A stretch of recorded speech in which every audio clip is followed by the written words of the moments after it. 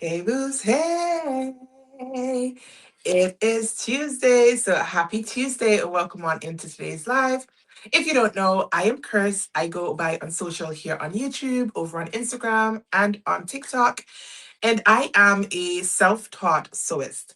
Today, I am finally, oh my goodness, finally working on my first sewing make for 2026. It is almost the middle of February, and I don't have anything so far to show so far as sewing is concerned for 2026, but that is going to change today.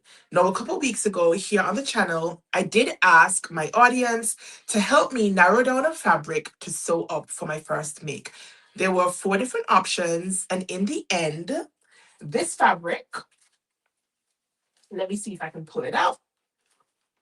This fabric won the vote. And it was funny because I posted here on YouTube and I also posted over on Instagram. And this fabric got an overwhelming amount of love. I'm thinking that it's low key because it looks like Valentine's themed fabric, and Valentine's is just around the corner. Hey, welcome on in. And I figured, all right, you guys voted on it. I said whatever you voted for, I would sew it up. And this is the winner. So this is what I'm going to be sewing up today. This fabric, I have it upside down. And the pattern that I have cut out for today is the Pattern Emporium Spill the Tea blouse. Now, the Spill the Tea blouse is a pussy bow blouse. I made the cashmerette swanton blouse late last year and I loved it. I loved everything about it. And I thought, let me go ahead and try a different pussy bow blouse. And that is what I'm going to be embarking on today. Now, this one is quite a bit different. This one has an opening at the V-neck, whereas the swanton blouse has buttons down the front. So this one is going to have an opening. This one is going to have an opening. No, I am not at work, Diana. I am not at work today. I am sick and fed up of work. So I am home today and I am sewing today because I desperately need to sew something. And I'm going to be sewing up this top. So as I was saying, this one is the Spill the Tea blouse. And this one has a V neckline and then it has a pussy bow. The swanton blouse has buttons right the way up to the collar and then has the pussy bow. This one also has like a cap sleeve situation, whereas my swanton blouse had a puff sleeve. And I think this one is a regular length because Pattern Emporium does have different length options, and I went with the regular length. Why are you jealous, girl? I am tired. I'm tired and I need to sew. So I've already got my machine threaded up. I threaded it up while I was waiting to come on live. And I feel so excited. I really am. I'm like, how are we almost in the middle of February? That is 6 weeks into 2026. And I have not sewn anything. Last year at this time, I probably had already made like 10 garments. So this is crazy. So I am going to start, and I'm going to start by stay stitching around my neckline because I don't want my neckline to stretch out. Let me see what my girl is saying about being jealous of me. Eh, eh, eh. Vacation is not over. Vacation is not over. Kristen needs to sew. Now you know I need to sew because I haven't sewn anything. You already sewed like 5 garments. Everybody else is well on the way. And it's not necessarily that this is like a competitive sport because it's not. But I'm just like, even looking back at my own progress last year, I'm like, what? And it's all because I decided that I am going to be teaching classes this year. And it really is for a good cause. It's nice to share the skill with other people, but it has been time consuming. Lots and lots and lots and lots and lots and lots and lots of work. Oh, I had a double class this weekend as well. I taught on, why can't I find my pieces? I taught on Saturday and I taught on Sunday. So I had virtually no weekend. I know. I finished so many pieces of swimwear last year. I had done my So Lucky Jar pick. I had done my fabric roulette pick. When I look back, I'm like, what the hell? What is going on? This is not acceptable. It really isn't. So now I'm going to be playing catch up, but I don't think this month is going to be very productive either, if I'm honest. Other than this one, I do have something to sew up for one of my collaborations, and that one is due, I think it is the 21st of February. And then besides that, I'm probably not going to get any more personal sewing done because next month is St. Patrick's here on the island. And St. Patrick's is a big deal here on the island. And I have been approached to do a commission. I don't like doing commissions because it takes away from the time I get to sew for myself. But I'm thinking about doing that so that I can make a little bit of extra change. And I need to make both of my children heritage wear outfits. So they're going to have Heritage Day at school and they have to wear the national madras fabric. Now, if you have been around me for any time, you already know that I do not like this fabric at all. I do not like the design. I do not like the colors. I do not like this fabric. But it is the national fabric. And the children are going to have to wear it for school. And I don't want them to feel left out, you know? Everybody else is going to be in their madras and then they don't have anything. My daughter had something for the last couple of years, but it's too small now. So I need to make her something else. And then Champ has nothing at all. He's now in formal school. And so I need to make him something as well. So I need to get on that for St. Patrick's. Ooh, you finished your bomber jacket? Yes. I've made how many? I think I've made two bomber, two bombers or one or two, and I really like it. Which pattern did you use? Did you like sewing it up? Isn't it too cold where you are to have a bomber? No. Yes. No. Maybe so.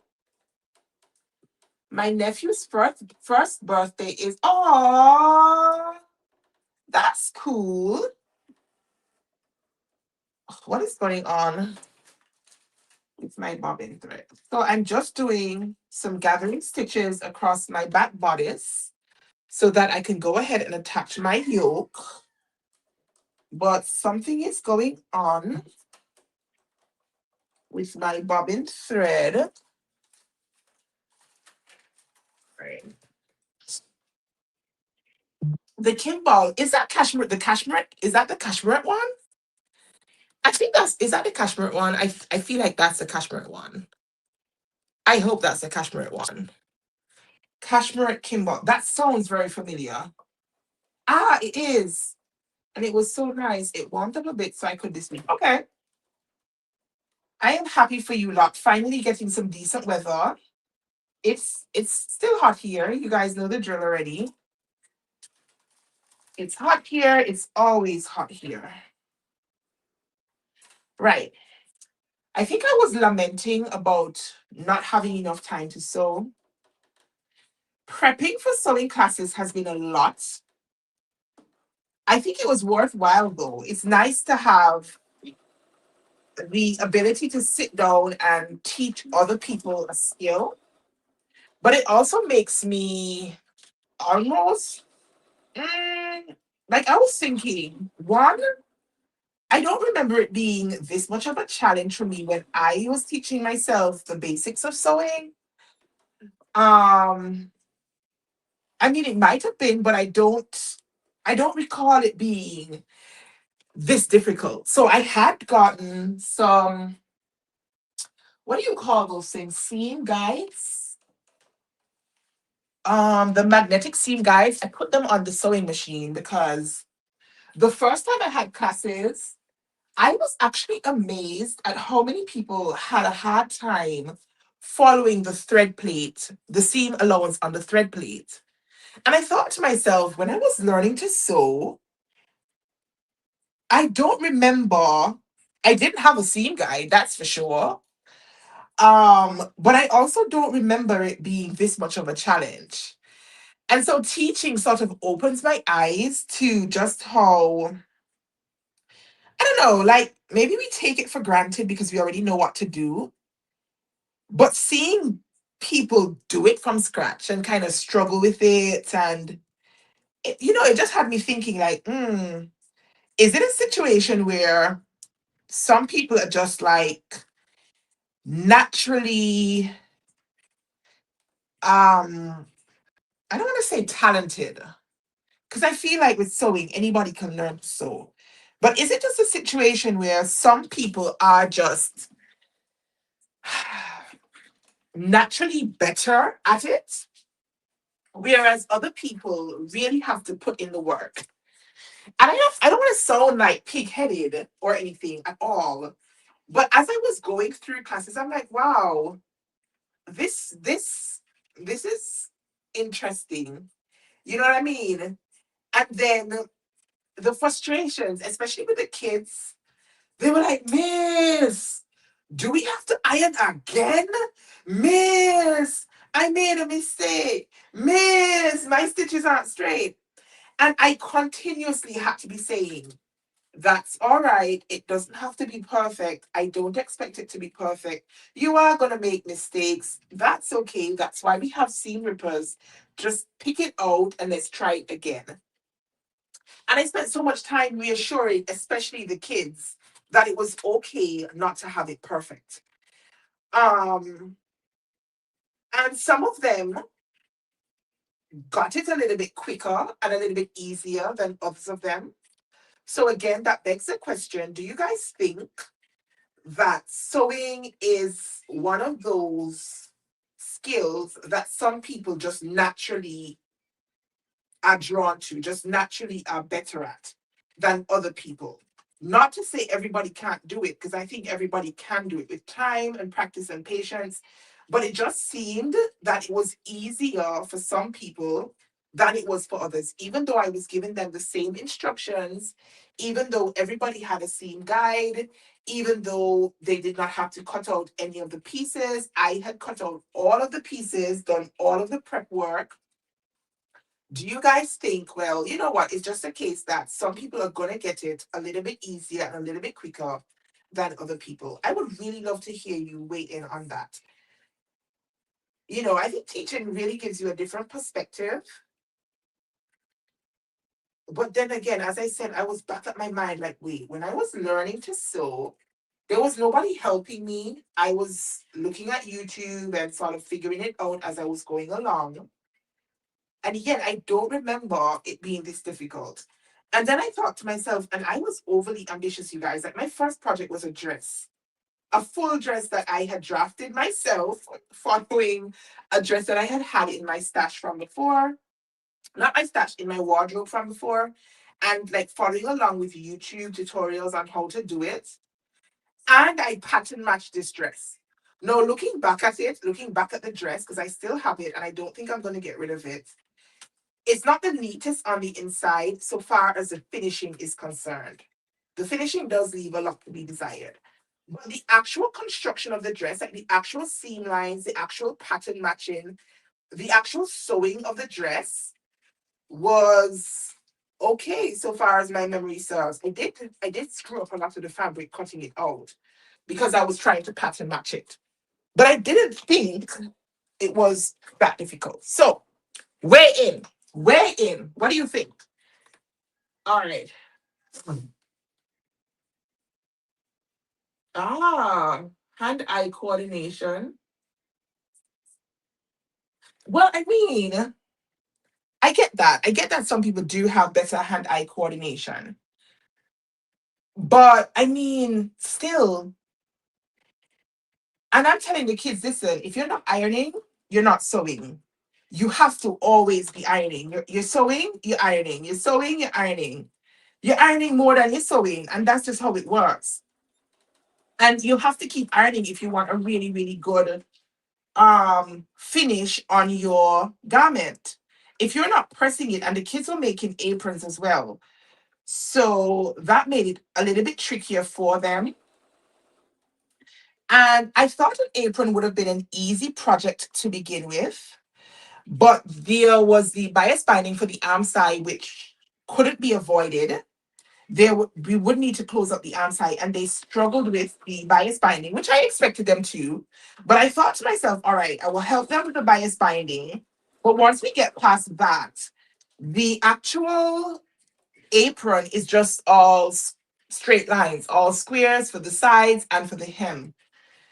And even with the guide, and I was explaining, okay, you have a guide. If your fabric starts curving up on your guide, it means that you're too close to your guide. You're sewing too close. And you sort of need to pivot. And there I was trying to demonstrate, how you use your hands, just gliding them ever so slightly to control your fabric. And the lines were still very, very, very crooked. And I was telling them, you know what? When you look back at this, if you come back to more classes, if I can teach more classes and you come back, and you look back at your first project, you will be in stitches when you see how far you come. And so I was still encouraging them, even though it's not perfect, it's fine because you will be able to look back and see it. But at the end of the class, when they had put their webbing on and they actually had an apron that they could put on and tie, you couldn't talk to my kids. They were in their element, I tell you. All of the complaining went out the window. I'm like, I just spent 4.5 hours listening to you complain to me that Miss, it's not straight. Miss, why we have to iron again? Miss, this is so hard. Miss. But by the end of it, they were like, one girl said to me, Miss, when you having more classes? So I said, well, I don't know because I don't have a space yet. I have to get a venue every time we have a class. And she said, well, I want to come back to another class. And then everybody else was like, me too, me too. That I think was the highlight of the class for me. Because I'm like, okay, we've had 2 sessions. Their class was broken up into 2 sessions because I knew they wouldn't be able to finish it in one go. And despite all of the complaining, you guys, to hear them say at the end of it, Miss, when you're having another class because we want to come back, that was the highlight of my weekend. I'm like, all right, so it was worth it after all, even though it was not as easy. All right, so we have a back done. I've just gone ahead and gathered my back into my back yoke. And I'm just going to clean up my edges using my serger. So let me stop talking for a minute because my serger is very loud. All right, let's get this finished.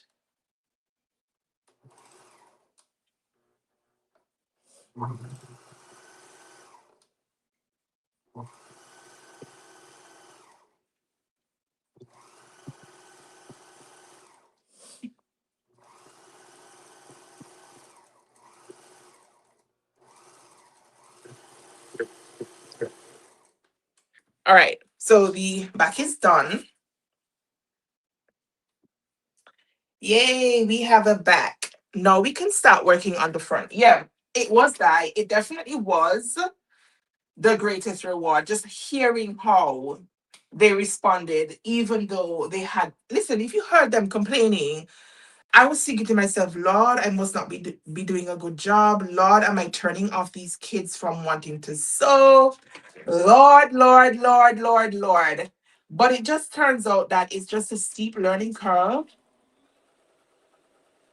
And I think, as Diana said in the chat, we probably take it for granted sometimes because we already know what to do. I don't know if you, when you started out, you found it to be that difficult, as my kids did.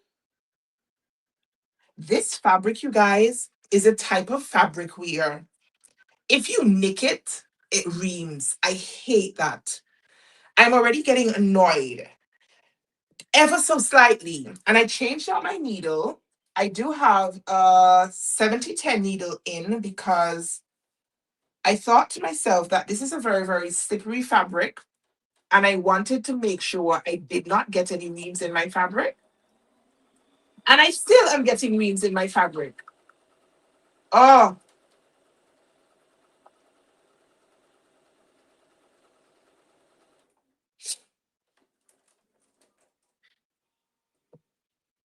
they did enjoy it. I was really happy myself that they enjoyed it because the way they were going on and on, I was like, oh my God, these kids are never coming back to class. But I think they will.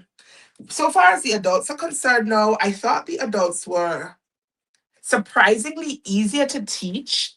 I had put up a poll on Instagram a while ago before I started classes asking whether people thought it would have been harder to teach the kids or harder to teach the adults. And the poll was overwhelming that it was going to be harder to teach the adults than the kids. But I actually found it easier to teach the adults. They grasped what I was saying to do easier than the kids, even though they too struggled to sew straight lines. And I was again telling them that is okay. It gets easier with time. It gets better with time. It doesn't have to be perfect. And coming from myself, the perfectionist, it was kind of funny.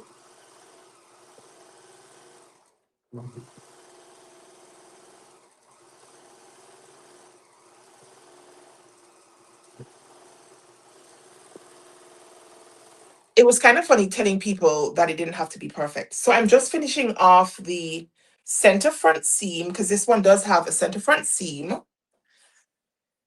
And it has that center front seam so that you can create the V-neck in the front. I was looking at it thinking, can I avoid the seam and just cut it on the fold? But I don't think I could based on how this is meant to come together. So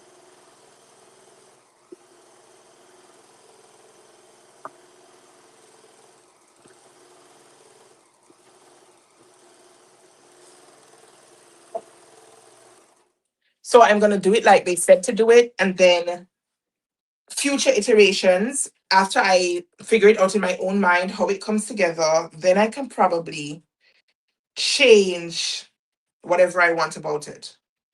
Now, in terms of the sizing, I don't think I spoke about sizing or adjustments. And you guys know I made fitting adjustments. So I think I cut out the straight size 16. Usually I would do a 14. I'm trying to find my notch for my center front. Where is it? Usually I would do the size 14 and blend to the 16. But this time I decided to do the size 16 and hopefully it fits me well. I hope it does. Um, I made some fitting adjustments as usual. I did 3/8 of an inch sloping shoulder adjustment. No, I apparently have very terrible posture. I don't have my table, you guys, so I'm actually using my ironing board as my table today. But apparently, I have terrible posture, so I have to make a sloping shoulder adjustment for almost everything that I sew. And for this one, for Pattern Emporium, I can get away with doing a 3/8 of an inch sloping shoulder adjustment, whereas I'm usually doing half an inch for my sloping shoulder adjustment. And I also did a 1/4 inch sway back adjustment. And I did, right, here's my notch. And I did, what did I do? Sloping shoulder. Oh, I removed a 1/4 inch between my shoulders and my bust on the front only, so that it would have like a what do you call it? Forward shoulder adjustment. Now, sometimes I have to go back and add whatever I take from the front to the back. In this case, I didn't. And I didn't because I sized to the 16 anyway, and I thought I'd probably have enough room. If it doesn't fit perfect, the next time we do it, then it will fit better because I did not make a 12. I did not. Oh, no, back in the day, I would have made a 12, but I'm way past that. I'm way past that now, you guys. For the most part, I have a better idea and understanding of the fitting adjustments I need to make. Now, if you happen to be over on Instagram, have you been watching Diana's tips to become a better sewer? She has a series over on Instagram where she is sharing tips and tricks on how to become a better sewist. And I'm watching her tips and tricks and thinking to myself, I must be a terrible sewist because half of the things that she has suggested that you do, I do not do. The one for today was to test your stitches on a scrap piece of fabric. I did not test my stitches on a scrap piece of fabric. I simply changed out my needle because I knew that this fabric was going to be tricky to work with. And yes, it is the same Diana in this chat. She is 26 by Diana over on Instagram. So, oh, and TikTok. I think she's sharing it on both Instagram and TikTok. So if you're on one and not the other, that's okay.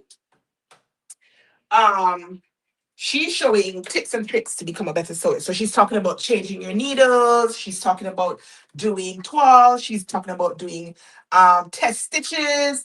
And I'm thinking to myself, oh my lord, half them something me no even do. At least I think I used to do a lot of them in the past, but perhaps it's just the fact that I've gotten to be a lot more comfortable now with my sewing. So what I'm doing now, I'm just sewing my center front seam.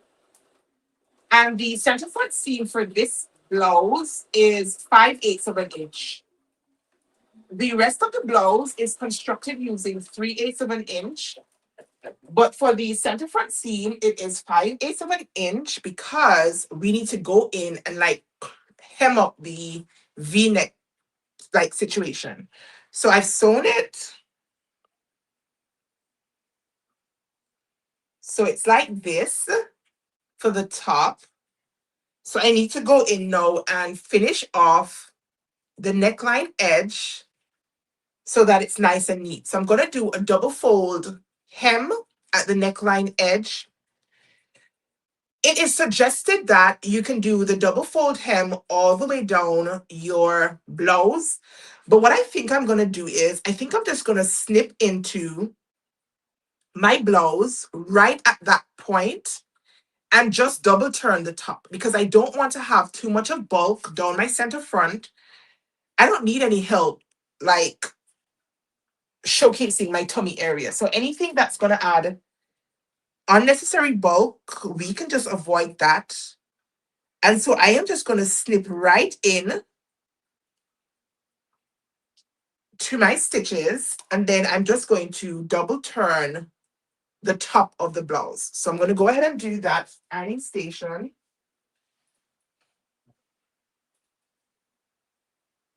And even though I'm working with this light fabric, I am going to use my clapper just to get my center front seam nice and flat.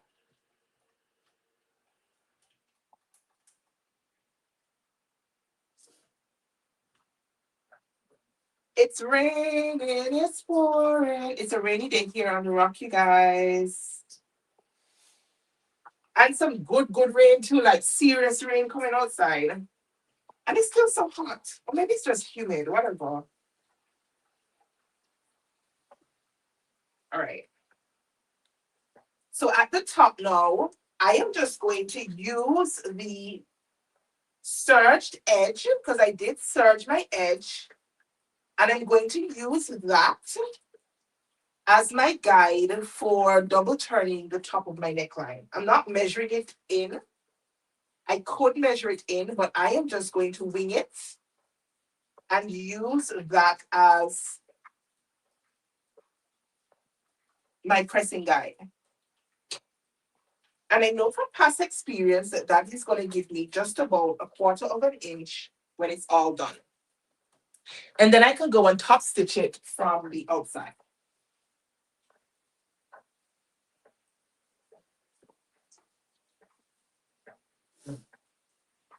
Can you guys hear the rain?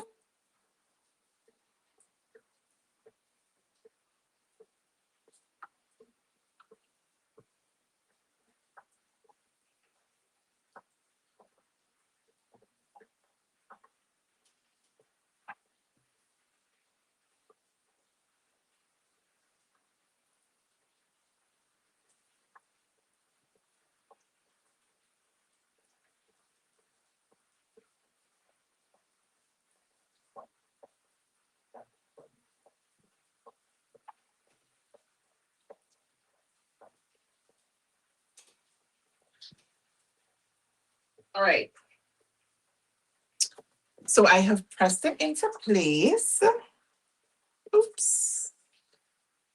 So this is what it looks like on the outside. And then on the inside, I have just split my seam right here so that I can have the serged edge below the neckline. And then I can have a double turned hem above the neckline.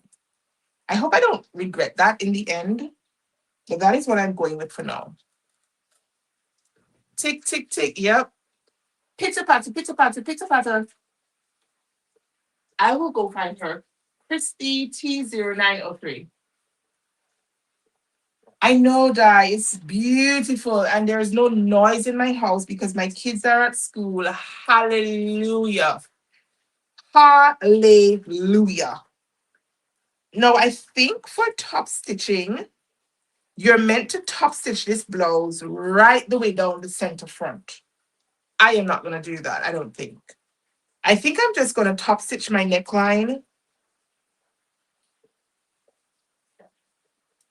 I don't think I want it top stitched all the way down. And because I didn't do the double turned hem all the way down my front anyway, I feel like I just want to top stitch down here, across, and back up, instead of top stitching all the way down on one side, all the way down on the other side.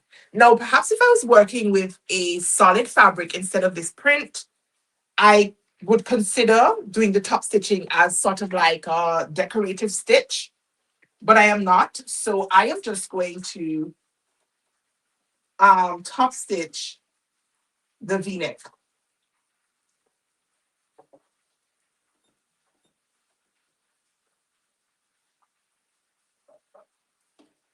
And I am just lengthening my stitch to a 3.0.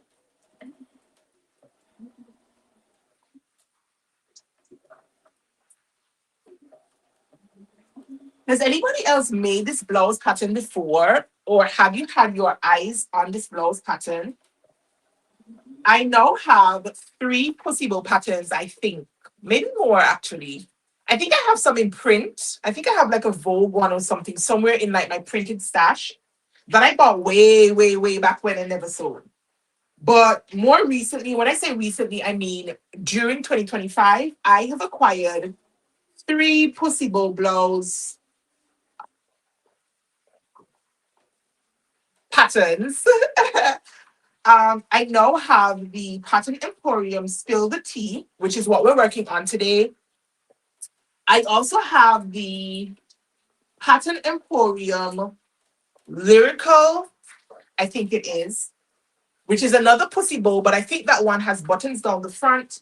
And then, of course, I have the Swanton that I have been talking on and on and on and on and on and on and on and on and on about because it's a really, really good pattern.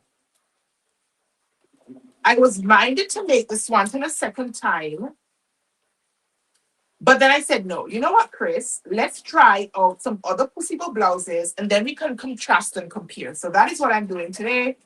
I am working, if you're just entering the chat, if you're just entering the live, I am working on the Pattern Emporium Spill the Tea blouse. And I am making the version with the cap sleeve. There is a version with a long, billowy sleeve, I think. But I am working on the cap sleeve. Let's see.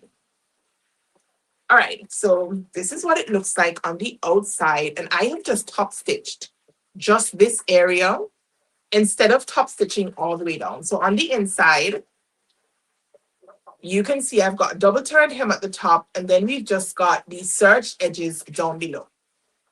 I think the next step is to connect my front and my back pieces. And this pattern does not have a lot of pieces. It has the front, it has the back and the back yoke, but there is also an option of just doing a plain back. So instead of having like the yoke with the gathers at the back, you can have like a plain back.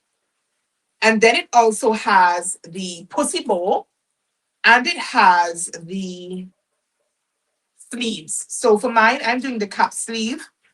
So how many pieces are there? 4 or 5, maybe 5 pieces. I think mine has 5 different pieces. The front, the back yoke, the back, the pussy bow and the sleeve. So mine has 5 pieces, but it could have had 4 if I did not do the yoke back. And I might consider making it in the future with the simple or solid back instead of having like the yoke separation. And I could also make it with long sleeves. And I probably could have done this one in long sleeves because I do have over a yard of fabric left. I had 3 meters of fabric, of this fabric, and I probably used like a yard and a half ish. Now, a meter is a little bit more than a yard, but I did buy it from Minerva in the UK. So I have it in meters. So it was just over 3 yards of fabric, and I probably used like a yard and a half, a yard and 3/4 at most to cut it out. And I think a lot of that was gobbled up because of the pussy bow. Now, the pussy bow also has options. You can have like a shorter one so that you can only do like a necktie situation, or you can do a longer, fuller pussy bow, which is what I went for. A nice, obnoxious bow is what I'm working with. So I'm just going to sew my shoulder seams now. And I'm back to using 3/8 of an inch seam allowance for the shoulder seam. And then I'm going to finish it off with my serger. Now, a blouse like this, I think, would be a great kind of blouse to do French seams on. But that would have required me to adjust my pattern so I would have a deeper seam allowance such that I would be able to turn the sew my first pass and then trim it down and sew my second pass. With such a scant seam allowance of 3/8 of an inch, I didn't think it was a good idea to even attempt a French seam. So I am just sewing it using my sewing machine and then finishing off my seams with my serger.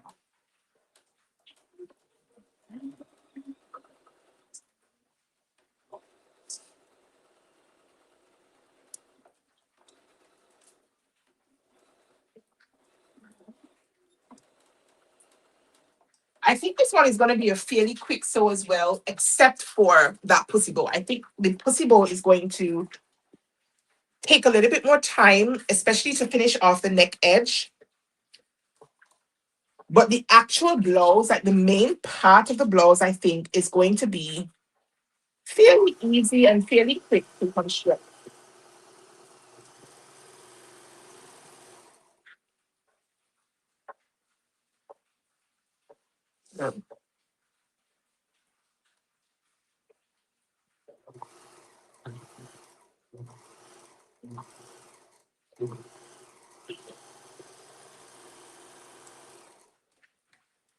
All right, so we have the beginnings of my blouse. So this is what it's looking like so far. We've got the front now attached to the back, and the back has the yoke seam. You probably can't even see the yoke seam very well in this fabric, but I feel like that will affect the fit because the yoke back has like gathers. I feel like it's going to be a more relaxed fit than the straight back. So now that we have this done, it's time to go ahead and construct the pussy bow. Now I am actually going to consult my instructions, you guys, for this pussy bow because this one is not constructed in the same way as the swanton blouse, and I want to make sure that I'm doing it correctly. So I am actually going to pull up my instructions.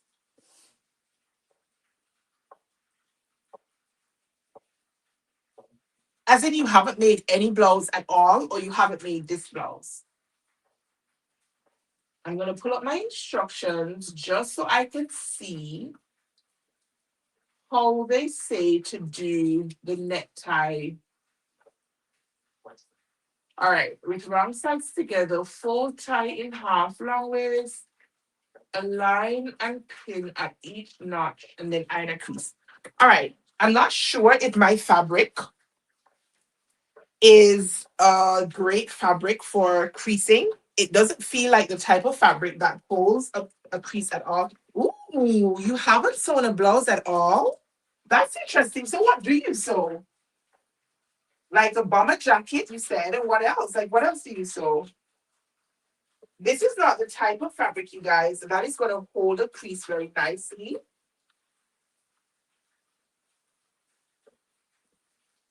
But it does say to fold it in half and crease it. So I'm going to try. And with the help of my clapper, right, so let me just pin it at the notches just to make sure that it's in the right place on both sides. And then I'm going to try and press a crease into it. If I was using something like a poplin, it would have been much easier to crease, but not so much with this fabric. But let us give it a go nonetheless. I'm just getting my raw edges together just to help me make sure that the pussy bowl is nice and flat down the center of the bowl. And looking at it already, I can tell I cut this out last night. I cut it out on my table, my cutting table, and I left it flat on my cutting table. And notwithstanding that, you guys, my pussy bowl has stretched because I'm pinning it together, and one side is longer right at the tip of the bow than the other side.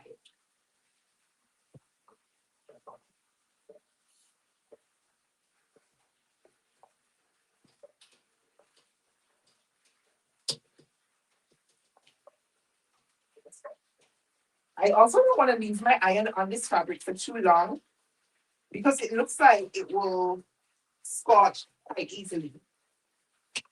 So I'm just pressing my iron on, and then I'm using my clapper to see if I can get a decent crease on my pussy bowl.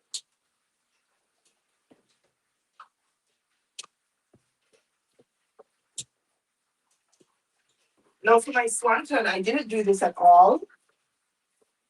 I simply sewed my bow up to the neckline notch, turned it right sides out, and then attached the rest of it, like the neckline area, to the neckline. I didn't have to do all of this. But again, I am actually going to follow the instructions for this pussy bow because I want to make sure it turns out right. So let me see if I can just hold this up really quickly. Can you guys see the difference in my bow? So this is one side of my bow and this is the other side of my bow. So my bow has stretched out all of this way on one side. I don't even know how or why, because as I said, I cut it out and I left it flat all night. But maybe could it have been that I made an error with my cutting out? I'm not sure I did. I don't think I did, but it is easily remediable, thank goodness. I'm just gonna have to go in and trim off that extra on the one side.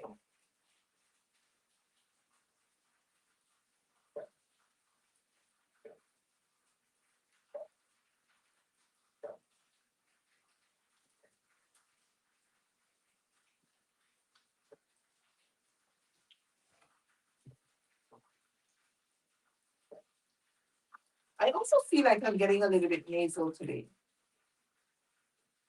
And I feel like now is not the time for another cold. Oh,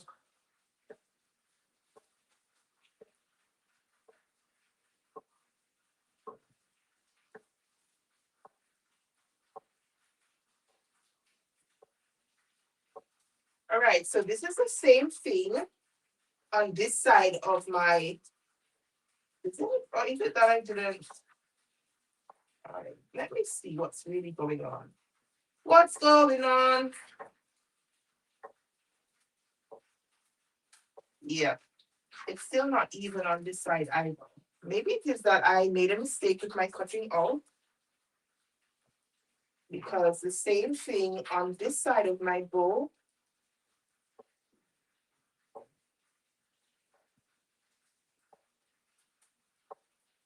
where it's a little bit longer on one side than on the other side.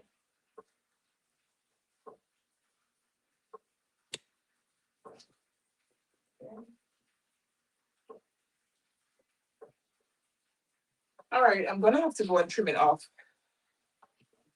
Meh. The same thing, I'm just pressing in the crease and then I'll go in with my clapper to help me to set the crease line.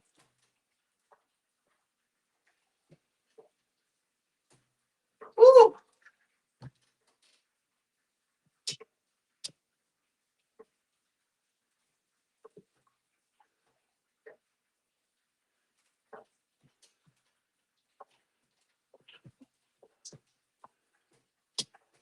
Di, do you have tips on pressing on your tips for sewing? Better sewing? Like the difference between pressing and ironing? I was trying to explain to my kids the difference between when you press your fabric and when you iron your fabric.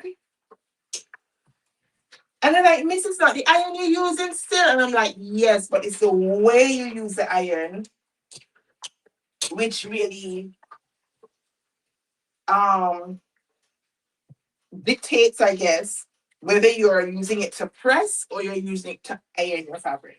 So I'm just pressing my seams and then going over it with my clapper. All right. Let's get back to the. I want to say, I mean, maybe it is the way it's constructed.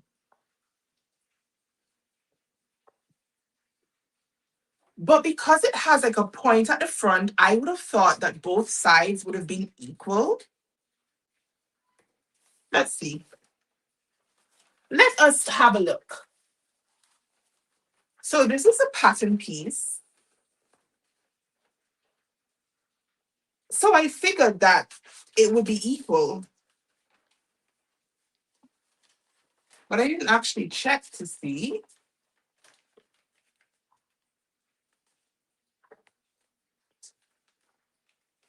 Yeah.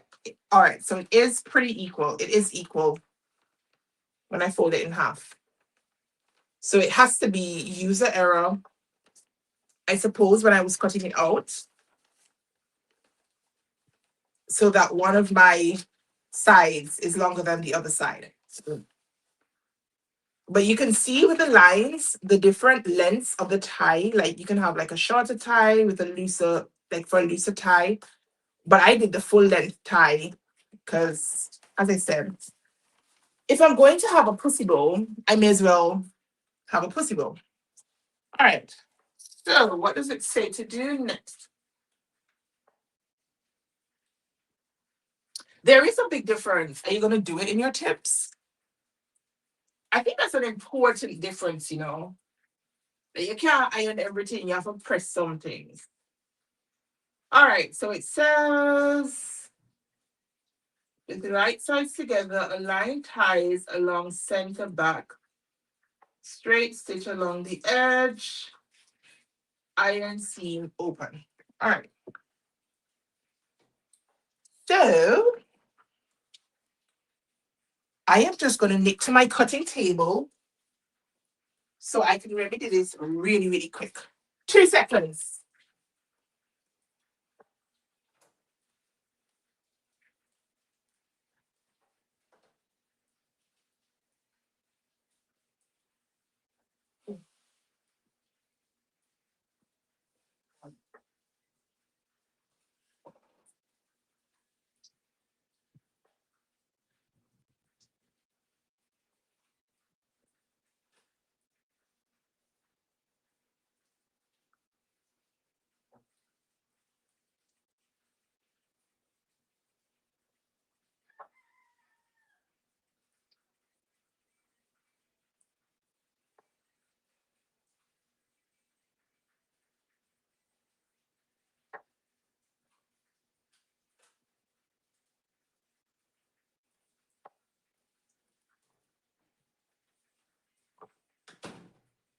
All right, I'm back.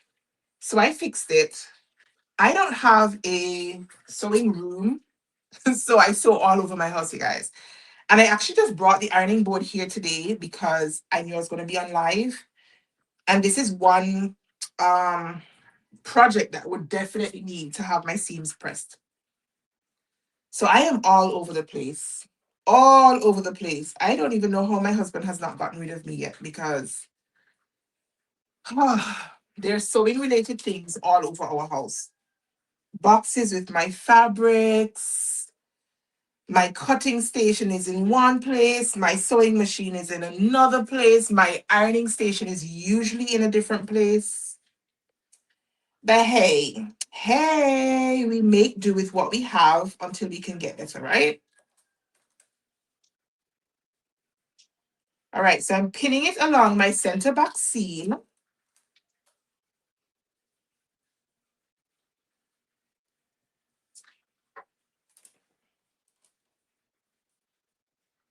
And I'm going to sew it using a 3/8 of an inch seam allowance as well.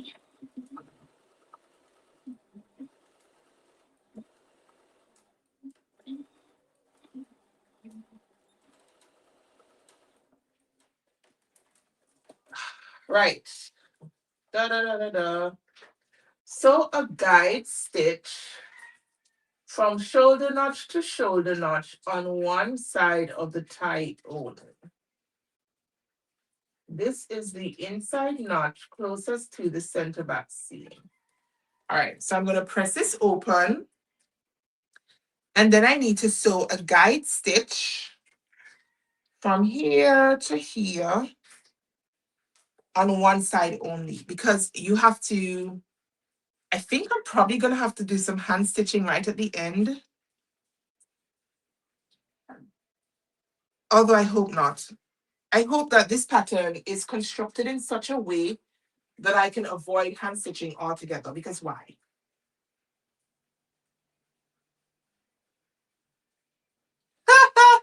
So you have your sewing things in your kitchen. I love that. Why eat food? We don't need food when we have fabric.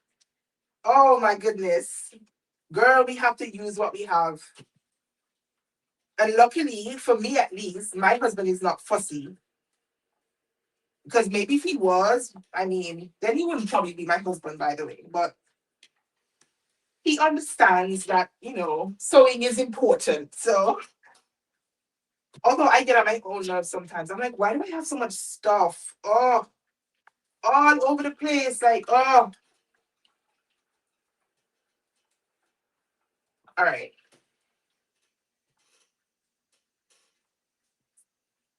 Okie dokie. So I've pressed my back seam, and I'm just going to put my guide stitch in now. I have a big kitchen. Fabric and patterns are all in my living room, kitchen, and bedroom. Ooh. Ah. Ah. All right. So I'm going to do my guide stitch from my notch. I'm hoping I'm paying attention. Every time I go on live, let me not even jinx myself and say it. I'm more prone to making mistakes when I'm sewing live for some reason. I guess because I'm trying to talk to you guys and sew at the same time.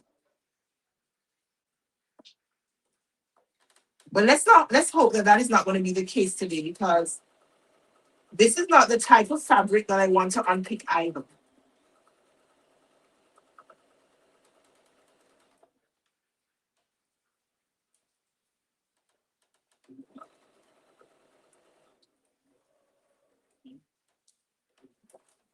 All right, so I've got my guide stitch in. All right, let's see what it says. With the tie open, align notches and pin the tie along the neckline with the right side of the tie facing the wrong side of the top.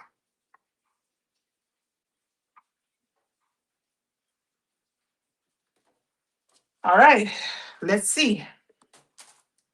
So it says I need the wrong side of my top and the right side of my tie. Let me get into this, you guys. Let me get into this. All right, wrong side of my top, right side of my tie. And we're going to be doing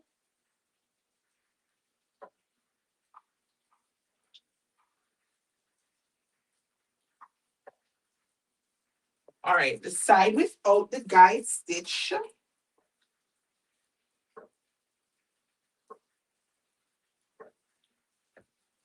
Whew, I'm sweating now. I'm sweating now. I'm sweating now. I do not want to mess up my pussy bow. All right. So I need to align my center back, right sides of tie to wrong side of blouse.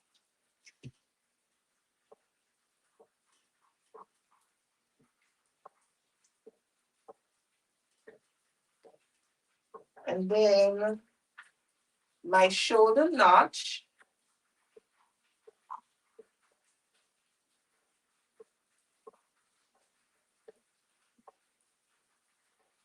goes here.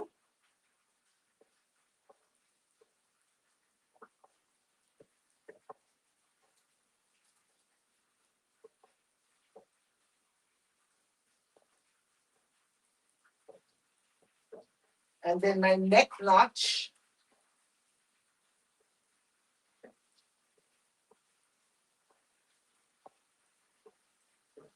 goes here.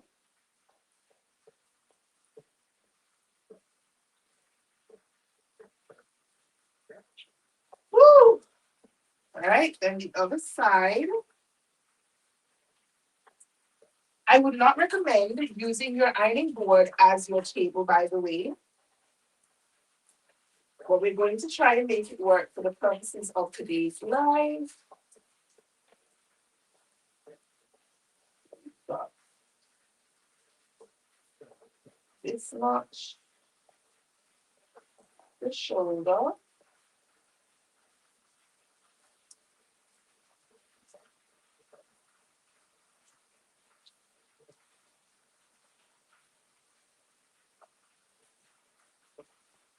And then this much at the neckline.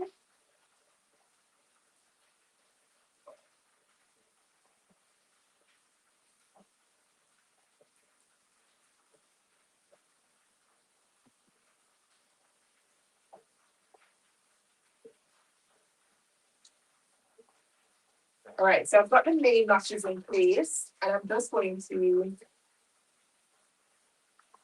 pin the rest of the pussy bow to the neckline.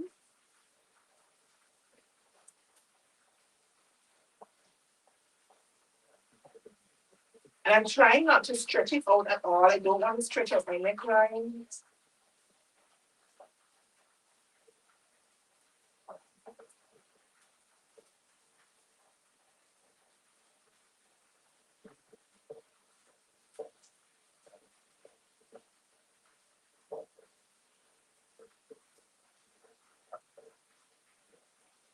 Oh, my goodness. I feel like this is going to be the trickiest part and most tedious part of this sew. And I definitely want to get it right.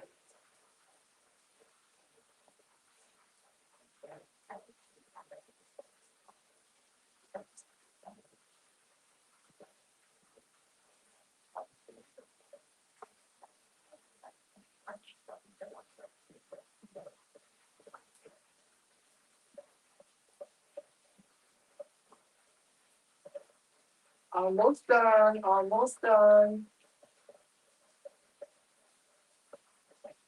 I'm running out of pins. I'm running out of pins, you guys. I'm running out of pins.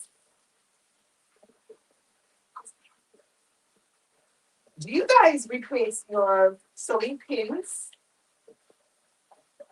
I recently got rid of quite a few of my pins because they get dull over time, just like your machine needle. And I think sometimes we remember to change the machine needle, but we don't change our pins. And this can snag your fabric just as much as the sewing machine needle can. Um,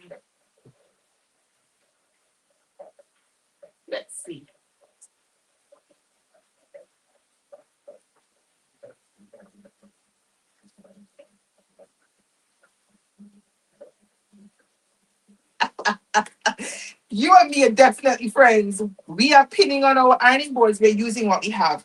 So I have all of it pinned into place, and I'm going to attach the pussy bow using 3/8 of an inch seam allowance.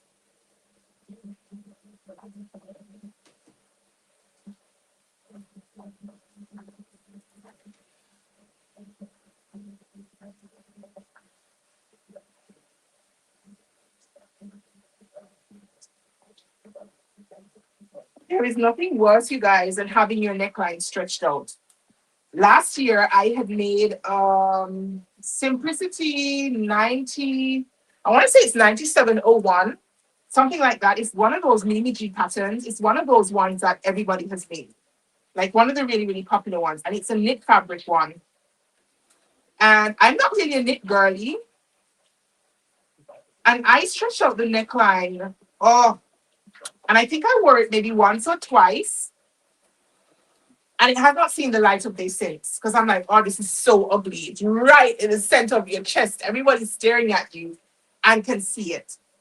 And I have received a couple of suggestions on how to make it wearable again. Some people had said just cut off the top portion, turn it into a skirt. But I'm not really a fan of alterations either. Like when I'm done, I'm done. Done, done, done, done. And I have no desire to keep coming back to the same project, I tell you. That is why my work in progress pile is so big because I get discouraged and I'm like, I don't need to waste precious time sewing something that I know I'm not going to wear because either it doesn't fit me well or I made a big mistake on it and I can't be bothered to fix it. So, yeah, with that dress, it's just hanging in my closet right now, but it's probably going to get shipped out when I do my next closet here. So, I definitely do not want to stretch out the neckline of this blouse.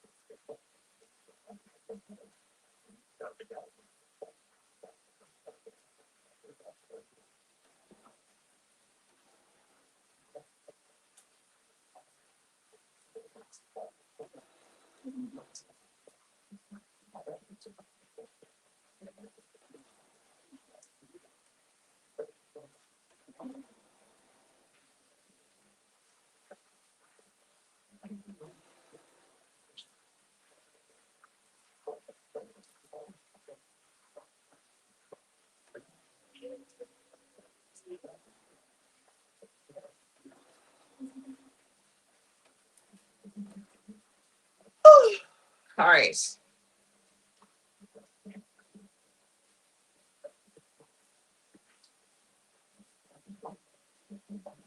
Absolutely. If your things are falling off your shoulders, it means that you have narrower shoulders, like I do, and you need to choose your patterns based on your high bust measurement. So if your high bust measurement is 38, for example, find the size that has bust 38 inches, and you're going to use that for your neckline, your shoulders, your arm side.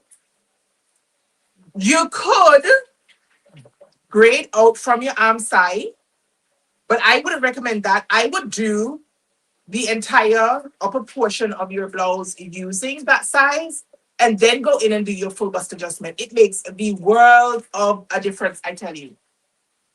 And it's not really as difficult as people make it out to be. And once you do it a couple of times, it gets easier. All right, so I've managed to put my pussy bow onto my blouse. And now it's telling me to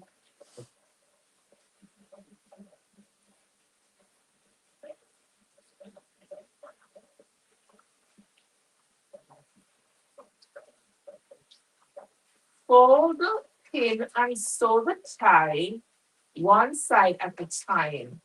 We will be enclosing the front neckline sleeve at the same time. With the necktie still open, pull the front of the blouse flat onto the thigh. What?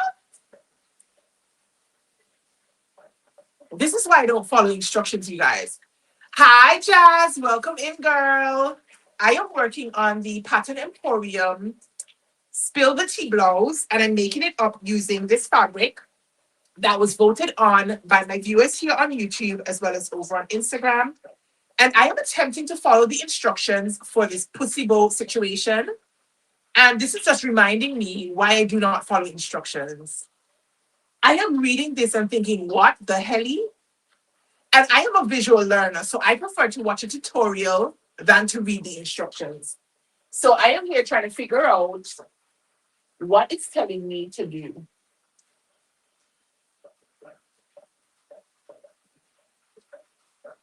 Next, we're going to, with the necktie still open, smooth the front of the blouse onto the necktie.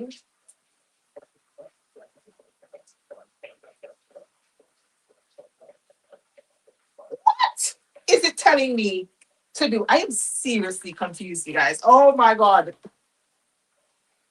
What? The what? The what? The. All right. So, smooth top right side.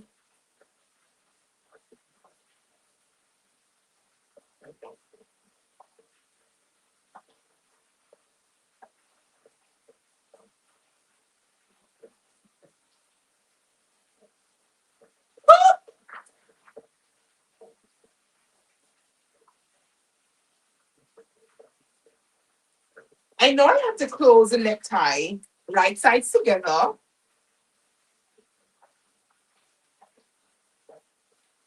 But you know what? Kristen is gonna do it Kristen's way because then they're not trying to make me no fooly. Never do my own thing. So I'm reading it and I'm just like, uh-uh, that's not making any sense to me at all. So I am just going to,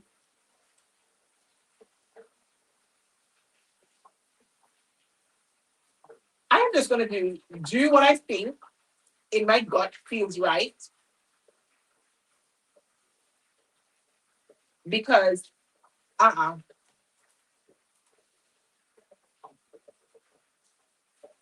Most of the times I don't even bother reading the instructions, Jazz. I look to see what the seam allowances are, and that's basically it. And I look at the measurements because that helps me to determine what adjustments I need to make to my pattern. But reading the actual instructions, I read that instruction just now like 4 or 5 times. I read it out loud like twice. I read it to myself, and I'm still looking at it like, what the hell are you telling me to do? I am so confused. So what I'm going to do is I am going to pretend like I did not see the instructions, and I am just going to pin my thing into place and pray for the best because, oh my gosh. I wonder if sometimes, I don't know, sometimes I wonder if people who create patterns, they want to show themselves to be really smart. Because is there not an easier way that this could be done? Or is it just me? I might be a prick. Because I'm like, wait. Anyways, it's okay. I'm going to figure it out on my own because that doesn't make no sense to me. After I finish, I'm actually going to Google it and see if there, or look at on YouTube and see if there is um like a tutorial to see how they actually do what they're trying to tell me to do. Yeah, like it just gets confusing. Like, do and then the image that they're showing me How am I supposed to do that?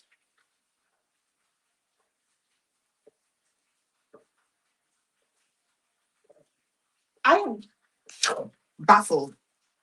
So we're gonna do it this way, and hopefully it comes together just fine because I am just not. I am just not. Sometimes I read it and I'm like, wait, this makes me feel like I'm a fool. Can I be that ditzy that you're telling me to do this and I cannot make sense of what you're telling me to do? And I'm looking at your line drawing and I'm still like, what are you telling me to do? Oh, instructions, what? I am. Let's do it by trial and error, okay? Let's just do it by trial and error because why?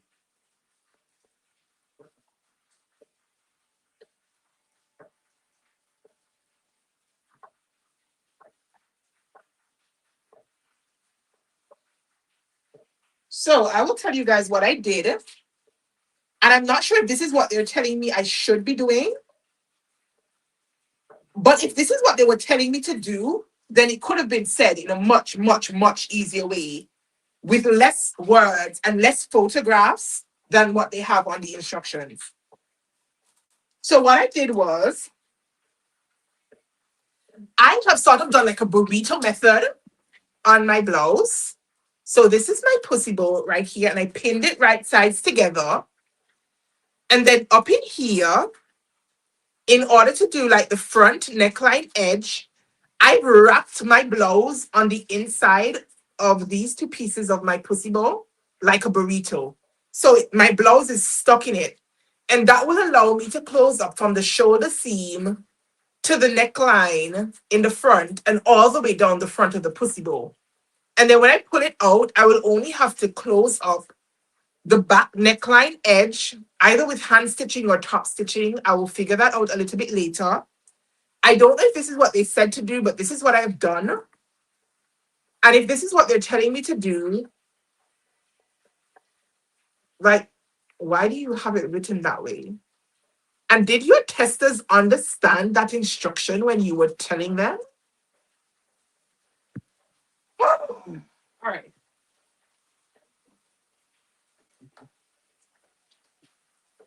I know, but then you have testers. So, like, as a tester, do you not give feedback on the instructions as well? Because a few times that I have done pattern testing, I have also commented on instructions. Because I'm not just sewing up your pattern, like, I will sew it up and then comment on your instructions. And when you're pattern testing, you're meant to construct your garment according to the pattern instructions.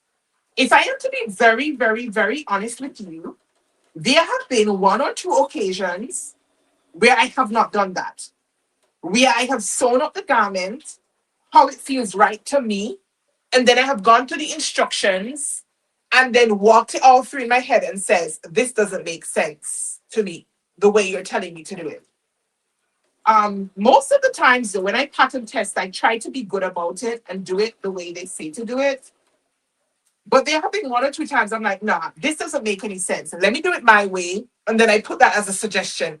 Maybe put do it this way instead. Or I found this instruction hard to understand. Can you rephrase?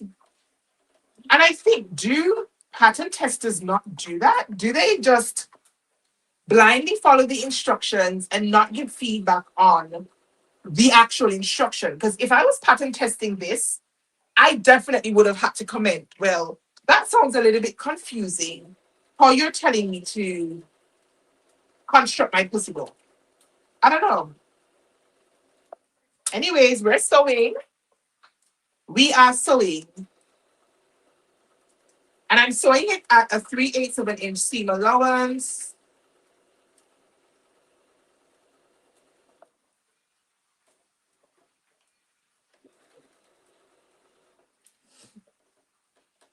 Now, while I'm sewing this, this is a pretty straight line, so I can talk while I'm sewing. Did you guys catch Bad Bunny's performance at Super Bowl? Is it Super Bowl 60, I think? No, I was not home to watch it live because, as you know already, I was teaching classes. But I did go and catch the replay right here on YouTube. And I thought the performance was dope, you guys. So, did anybody else actually watch it live or watch the replay? I thought it was really, really, really good. It was definitely inclusive. It was definitely inclusive. I loved it. It was great.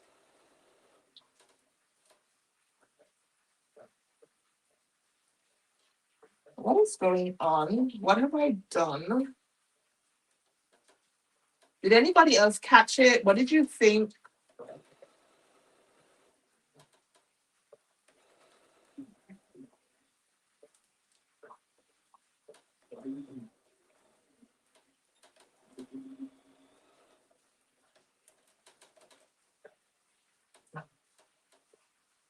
Oh,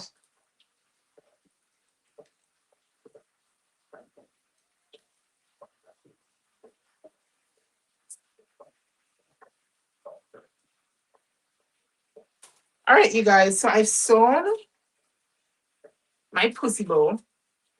I'm gonna go ahead and trim down most of my pussy bow.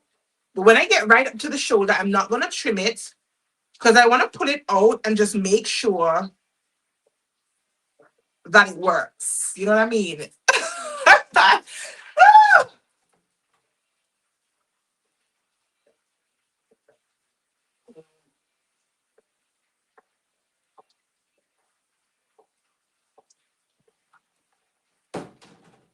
All right.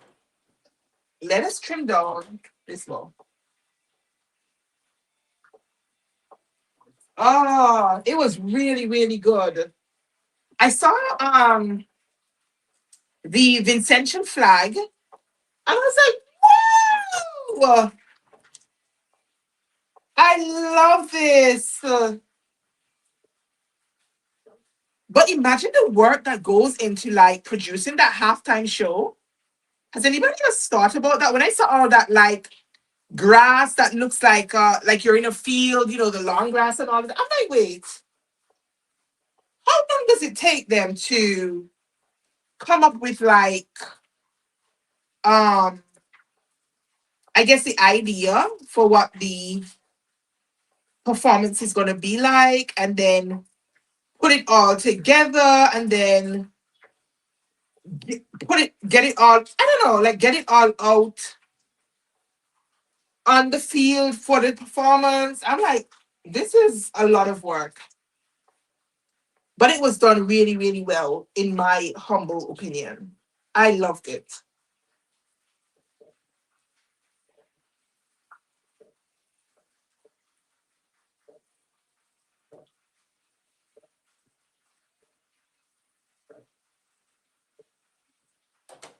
All right, so I've cut down my pussy bow, except for the neckline edge. I'm gonna put it through, make sure it looks okay, and then try and tuck it back in and trim it down a little bit more. But I will be devastated if I like cut it now and then realize that I have like cut up my neckline.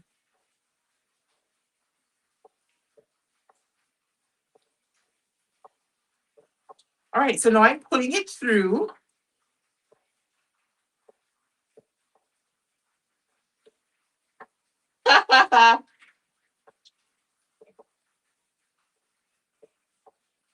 It was very intentional, especially with everything that's going on, particularly in your neck of the woods, Di. Whew, I am happy to be a Caribbean girl, I tell you. I swear to you. All right, so I'm putting through my pussy bowl.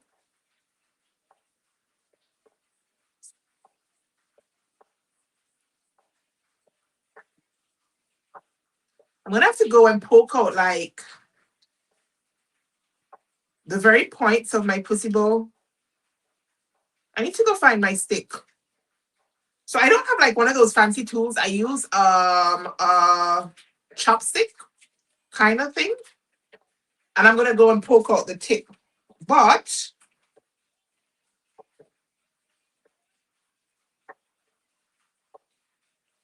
right, here we go. Hey, welcome on in, girl. I am sewing. I am making the Pattern Emporium Spill the Tea blouse, and I have been fighting with the instruction and decided that I am abandoning the instructions because why? Look, you guys, look at this. Look at this. It's nice and neat on the inside of my blouse. It's completely enclosed on the inside. And on the outside, I have enclosed it all the way up to my shoulder seam. So now I only have to like slip stitch or top stitch or whatever, edge stitch my back neckline.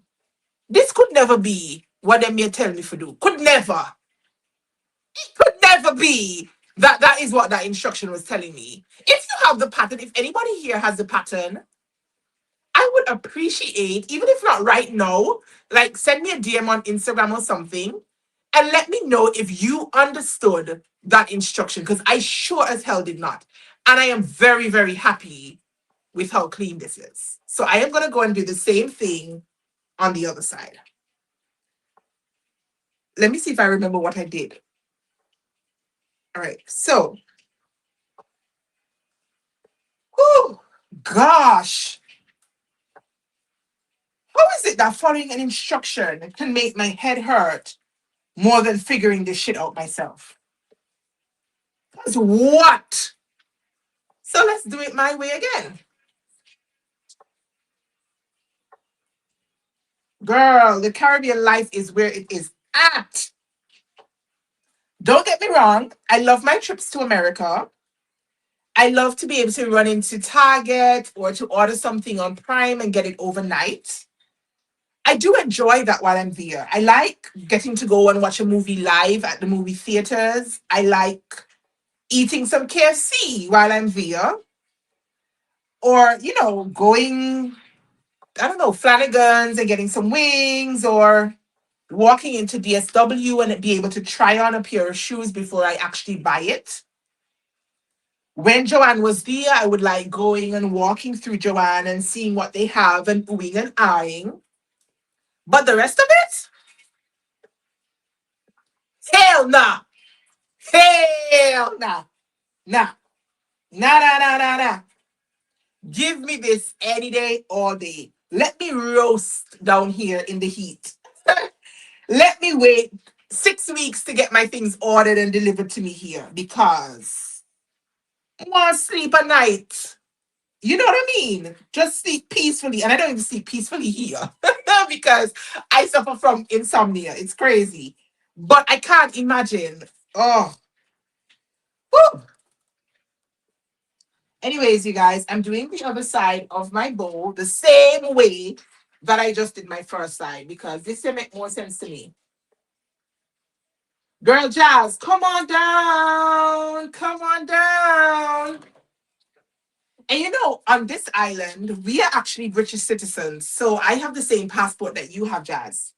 Because I live on a British overseas territory. So this island still technically belongs to Great Britain.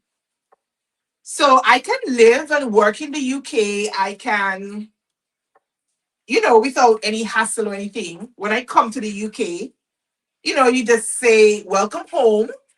Yeah, welcome home. And I walk in with my passport. But I like it right here. But we don't get paid in pounds here. We get paid in Eastern Caribbean dollars. It's kind of confusing.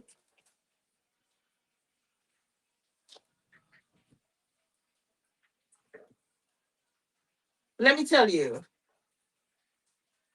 we have lots of English folks who live here, lots of English folks who work here. I've never actually asked them, if they have to do anything different. I don't think so, but I'm not sure. But I'm saying,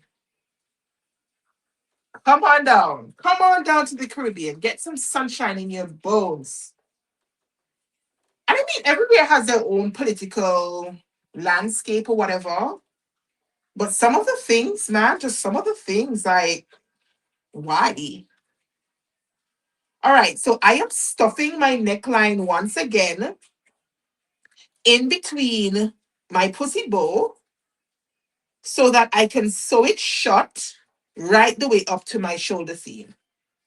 Because that will definitely reduce the amount of either hand stitching or edge stitching that I'm going to have to do.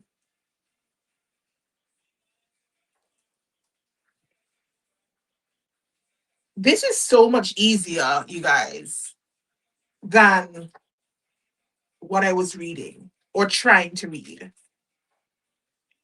I really, really, really need a second opinion on this because I want to know if I'm an absolute ditz and can't understand the simple instruction. I would love to. I would love somebody else to tell me, Kris. I read it and I understood it completely. You're the problem. I would love, or for somebody else to say, I read it too and I was just as confused.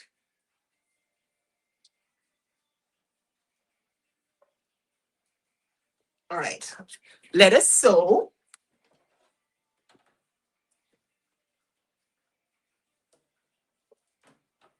Yes, Jazz, you should look into it.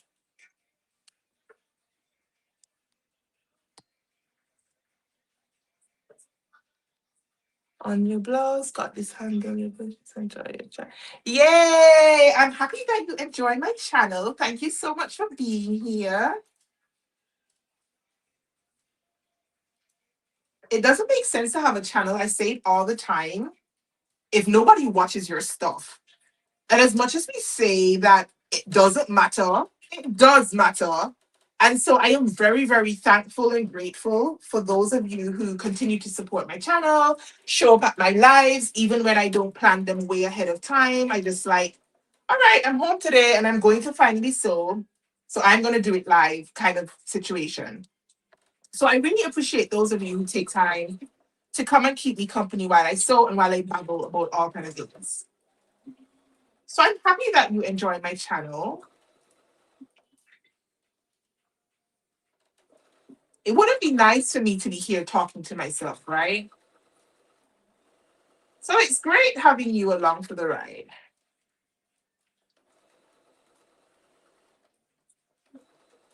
This is really a quick sew. If I wasn't on live, I feel like I would have, and if it didn't take me so long trying to read the stupid instructions, I feel like I could have been much further along. I could have been, because after the pussy bow, I need to hem it and attach the sleeves.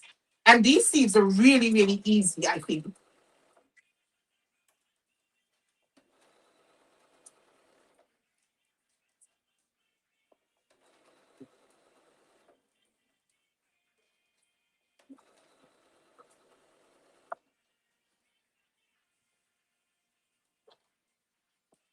How do you parent twins?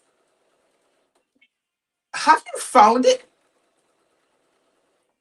All right. I know a lot of people don't like to talk about parenting. And I understand because everybody kind of parents differently, right? But, haha, all right, Di, enjoy your lunch and we'll catch up later. Ooh, July. July is my birth month too. Di, I'll show you my finished blouse later. Ha ha ha. Oh, when in July? Like early July? My birthday is the 2nd of July. Anyway, I've got two kids and they're 6 years apart. And sometimes I find it so difficult. I'm like, all you guys do, you just argue all the time. Oh my goodness. Last week, my husband was away. He's been away for over 2 weeks. And so I was solo parenting. And I'm like, I don't know how people do this on their own. Seriously. You guys make me want to pull my hair out. I spent so much time.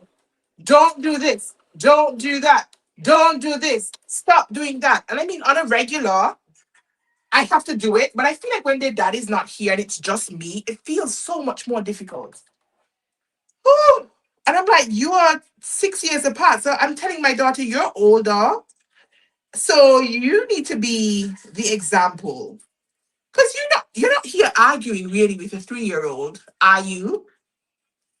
And my 3-year-old, he's not backing down. So it's like he thinks he's the man of the house. And sometimes my daughter is crying, and I'm like, why are you crying? Because my son did something to her. And I'm like, not you, the 9-year-old, having this 3-year-old bossing you about and reducing you to tears. No way. Oh my gosh. And I have friends who are single mothers or who have been single mothers. And I've always been in awe of them because I'm like, how do you do this by yourself? I want to scream all the time. And I'm like, I love my children. I would do anything for my kids. But I'm just like, oh my gosh. Have you guys no chill? Oh, why do you fight? Like you fight all the time. Oh my gosh. It is a lot of work, Jazz, I tell you. I am constantly like, this is not necessary. You hear the things that they're arguing about. I'm like, there's no way that the two of you are yelling at the top of your voices over this particular thing. There is no way. I must be mistaken. Like, why? And it's funny because I have a brother, but me and my brother are 3 years apart. And my dad constantly tells me, your kids are nothing like you and your brother. I think, well, wait, is it a generational thing? What? Like, why are you arguing? You guys, let me tell you what I'm going to do right now. I am now going to close up a little bit more of my neck seam. And then I'll only have to slip stitch one side of my back neck. So let's see if it works. So I'm just burritoing more of my blouse in between this channel. And I am going to see if I can sew up more of my back neck. I feel like I'm taking a walk on the wild side. But if this works, I will have like this much to hand sew. And I don't like having to hand sew. So if I can do this, I have a son and a daughter, they fight. It's interesting. Yeah, the baby is running my house. The baby thinks he is the man of my house.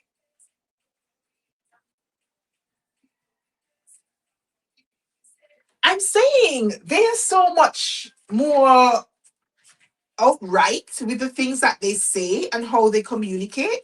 Sometimes I tell my daughter, when I was your age, I would not dare talking to my mom that way. And I'm like, I am a big woman with my own kids and my own husband, and my mom is no longer alive. But when she was, there were some things I would not dare say to my mom.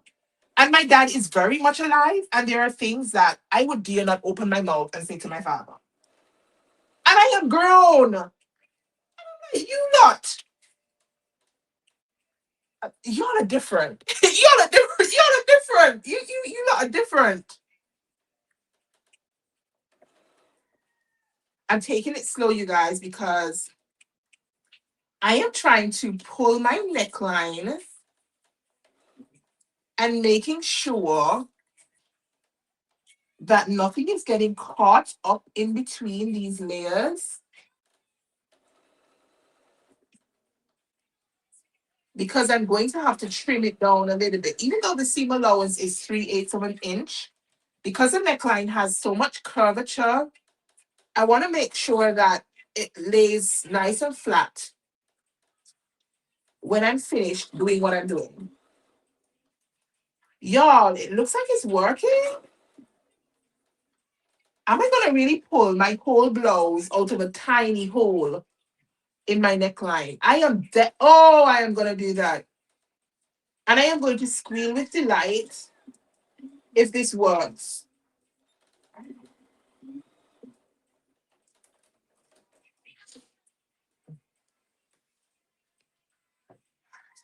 I know. I'm like, certain things I don't answer back my dad. I would come away and probably roll my eyes behind his back. Or I will come and tell my husband, oh my gosh, can you believe Daddy just said X, Y, and Z to me? But for me to open my mouth and say, all right, you guys. So my look at my blouse. My blouse is all stuffed up in between here. So I am going to trim it down and then pull it out. So let us see. Let me be careful because I will cry right now if I cut my blouse. I will have no shame. I will cry on this live if I cut into my blouse. So let's go very slowly, trimming it down. If I trim this down and then I pull it out and I mess it up, this live is over and so is the shirt, by the way. This blouse is done with.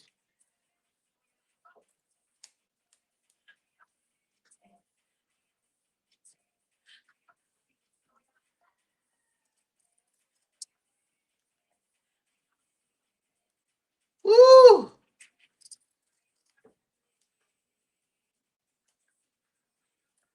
All right. But it's cut. So if it doesn't work, I'm in trouble. So this is what my blouse looks like. It doesn't even look like sense right now. So what I'm going to do is I am going to pull my blouse through here and hopefully pull out my neckline and pull out my pussy bow all at once.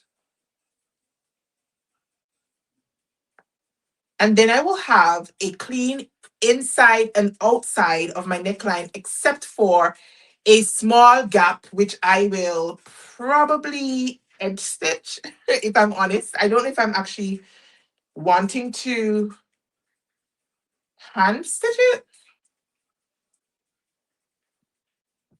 All right. So I'm gonna go need to get my stick and poke it out.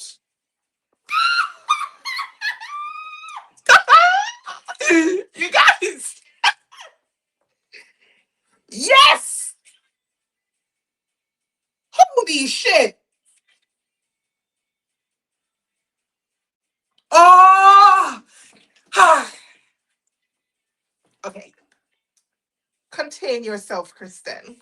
I've done it, you guys. I have attached to my neckline and my pussy bow all at once around the neckline. So this is the inside of my blouse. It is completely enclosed, very, very neat on the inside. And on the outside, it is enclosed most of the way, except for this little gap. Can you see? Can you guys see this little gap? This little gap is no more than maybe about 4 inches, if that. Let's see.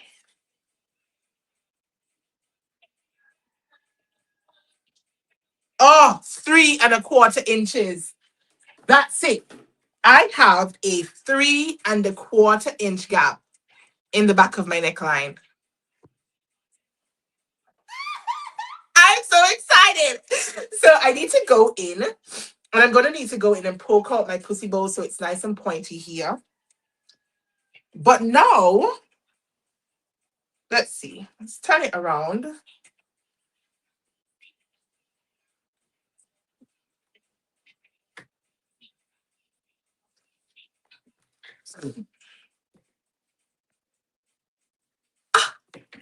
Brilliant. It's brilliant, you guys. Oh.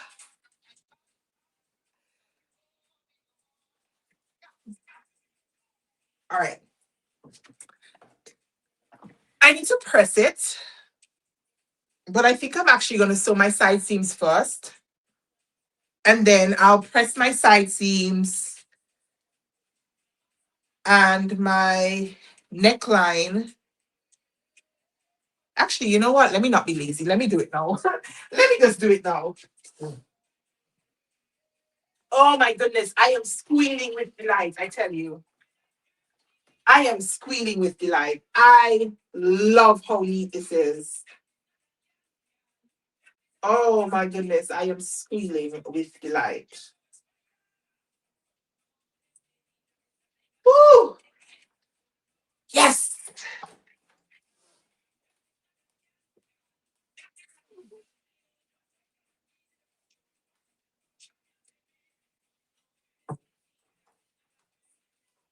All right, so I just went to grab my stick. This is what I have. I don't have anything fancy. It's just one side has like a more curved edge, and the other side is a little bit pointier, but not pointy, if that makes sense. And I'm just going to use that to push out my pussy bowl so that it's nice and pointy. I am so pleased with myself, you guys. I mean, I'm sure you could tell by the way I just started screaming on this live, but I am very, very happy with myself right now. Sorry, instructions. We just don't seem to get along very well.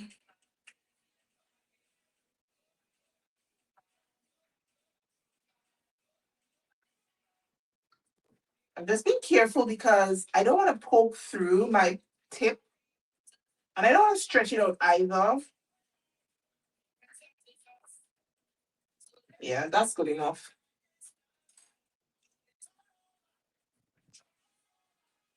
And I'm just going to use my seam roll. I would definitely recommend you get a seam roll if you don't have one because it makes like pressing around corners so much easier. So I'm just going to use it to press my neckline edge.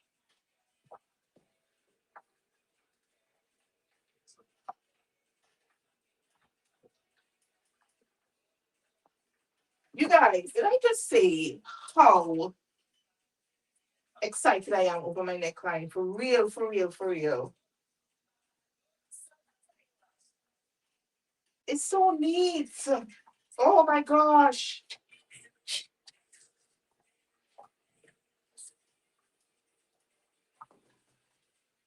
All right, so everybody tell me what you guys are working on. Does anybody have a sewing project up and going? I mean, I'm sure you guys have because you have to be better than I am. I cannot believe this is my first project for 2026.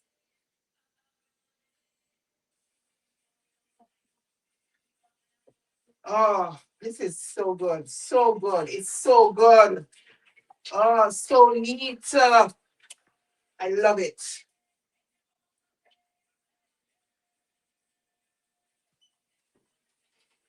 All right, so if this is what my instructions were telling me to do, then they're actually brilliant in terms of method of construction, but they just weren't easy to understand if this is what it was telling me to do, because I'm still not sure that it was what it was telling me to do. If it was just that I figured this out, then even better. Kudos to me.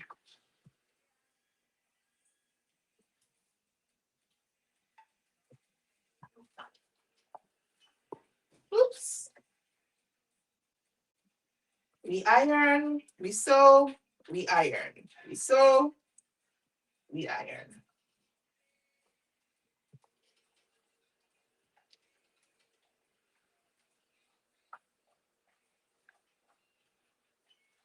Whew.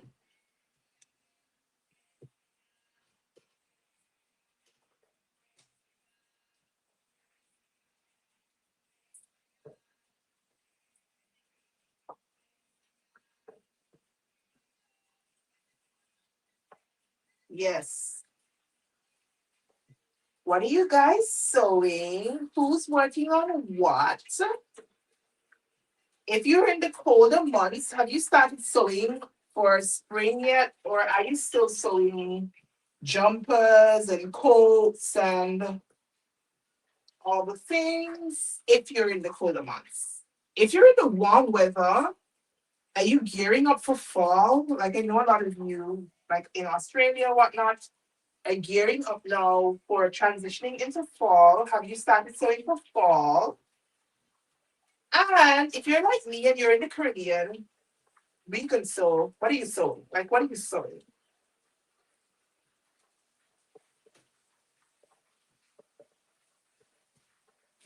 So even though I iron all of my seams, I like to sew as much as I can before I have to go iron.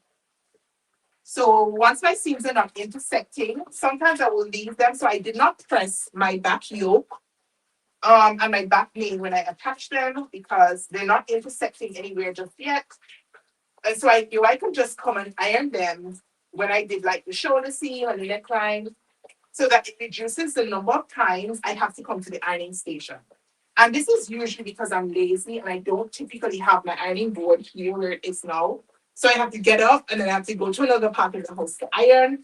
So I like to sew as much as I can and then head to my ironing station and press as much as I can all at once. So if you're wondering why it's taking me so long to iron, that's why. But because I'm going to sew up my side seams now, I'm just making sure that I have ironed out my back yoke, I have ironed out my shoulder seams, I have ironed out my neckline so that I can do my side seams, which I will then have to iron because the next step will be to introduce the sleeve.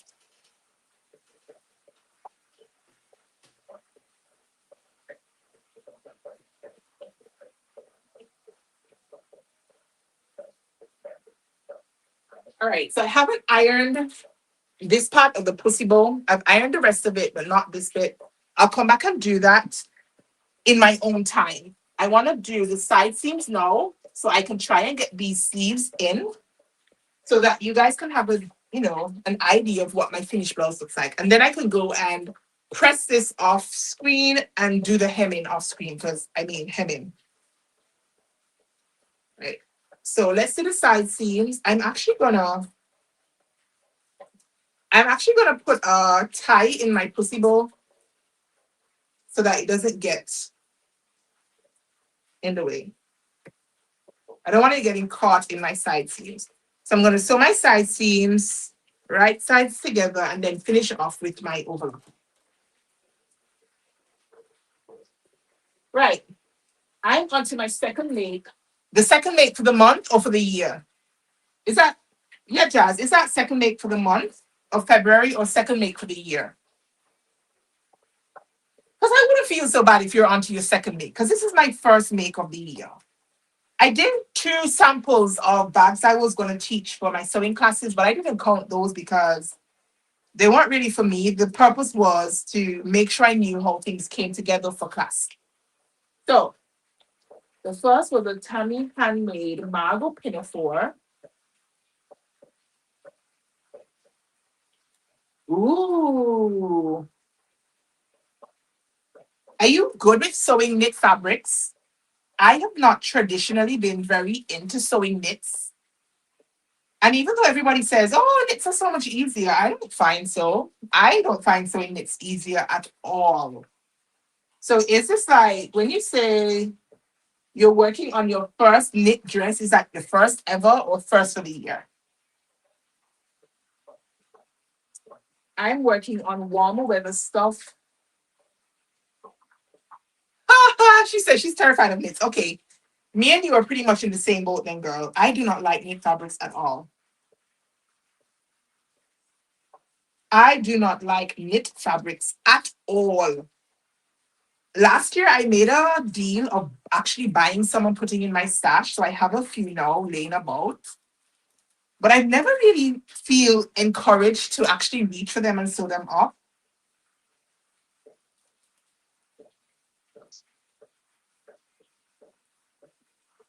Really? That's interesting. Why are you worried about wovens? Is it like the fitting of wovens? Or is it the actual sewing of wovens? Because I mean, knits come together pretty quickly, all things considering. But I still don't find them easier, and I still have to make fitting adjustments to my knit patterns.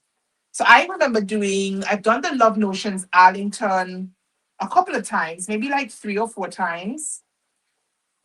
And I had to make fitting adjustments to that. And I have done 1 or 2 others, and I've had to make fitting adjustments to those as well. And I haven't found them particularly easier To fit, I still make my fitting adjustments. And so I guess because you can do a lot of it on your serger, but knit fabrics are so funny. I feel like they're really, really temperamental.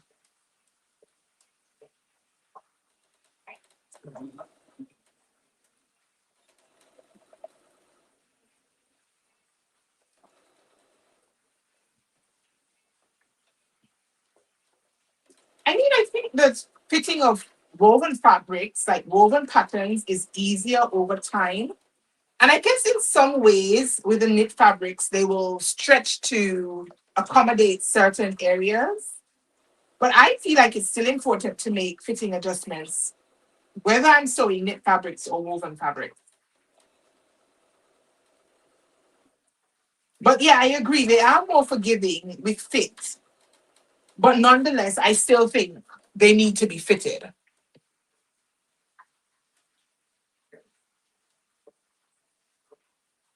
Ooh, congratulations on your weight loss. That sounds good. I need to lose some weight as well. Not because I think I'm fat, because I really don't care. But my blood pressure has been acting the fool. And it was a lot more controlled, I think, when I was walking and when I didn't have so much of a tummy. And I am told that losing weight will help to, I guess, regulate it a little bit more.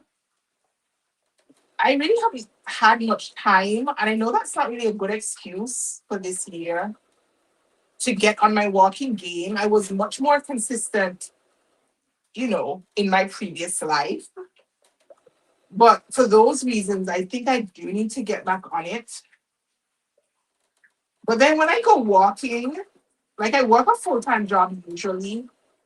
And so when I go walking, it eats into my sewing time. It's either I'm sewing or I'm walking because obviously I have to look after my kids and then who has homework and prep for school tomorrow and who has projects and if I need to cook and who wants supper and all of that jazz. So I feel like when I'm walking, it's great. But that hour I can spend walking, I can spend sewing. But I think I can't, I don't think I'll be able to avoid it much longer. So I think I'm going to have to.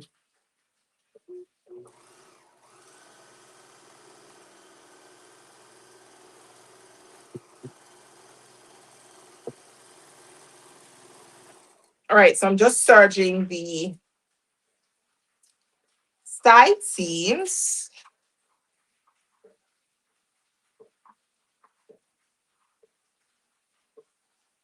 And then I can work on my sleeve. And I feel like the sleeve should be fairly quick and easy to do.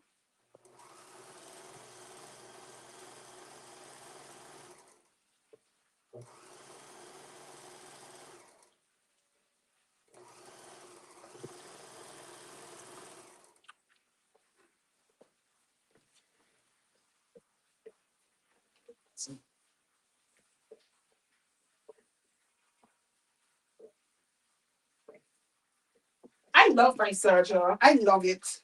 Not necessarily for sewing knits, but just like for clean finishing on my garments. I love it. All right, so I'm pressing my side seams now because I'm going to start working on my sleeve. And when it's time to set my sleeve in, I want to make sure that the side seam is nice and flat. So I've just pressed it and then I'm just going in with my clapper. Even though this is such a lightweight fabric, I do like to do that. And I like to press my garment from both sides. I'm going to press it from the wrong side first, then use my clapper, and then go back in on the right side of the fabric. I really should have had my pressing cloth. I don't know what I did with it. It's not here with me. Because when I'm pressing on the right side, I like to press, like I like to have my pressing cloth. Just in case my iron wants to act up blue, but I'm taking the chance.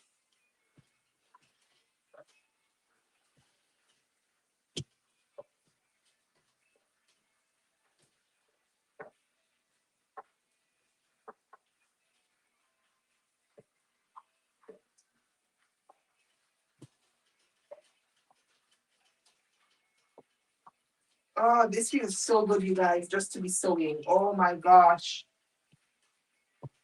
Woo.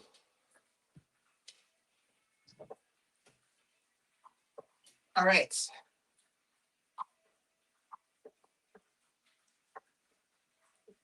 All right, so we've got a blouse. Main blouse is finished. So now it's time for the sleeves. Where did I put my sleeves?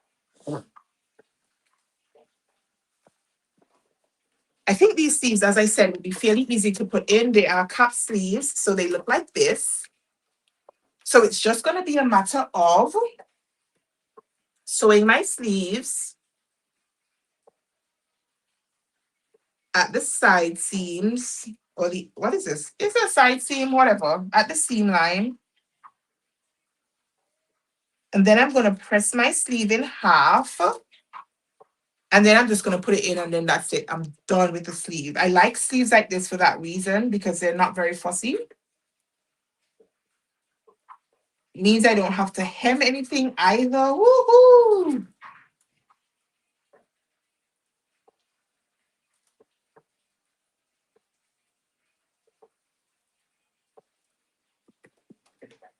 It is, because it's going to be folded in on itself, which is great for me right now because I won't have to hem it.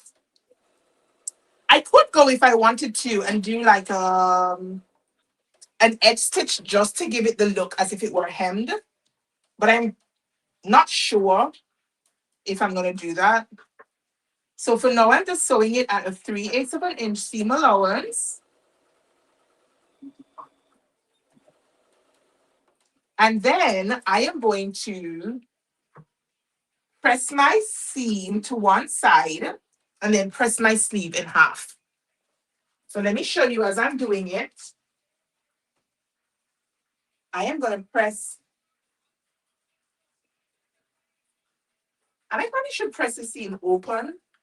Yeah, I think I'll press it open because I'm going to fold it in half. That will reduce some bulk. So I'm just going to press it open.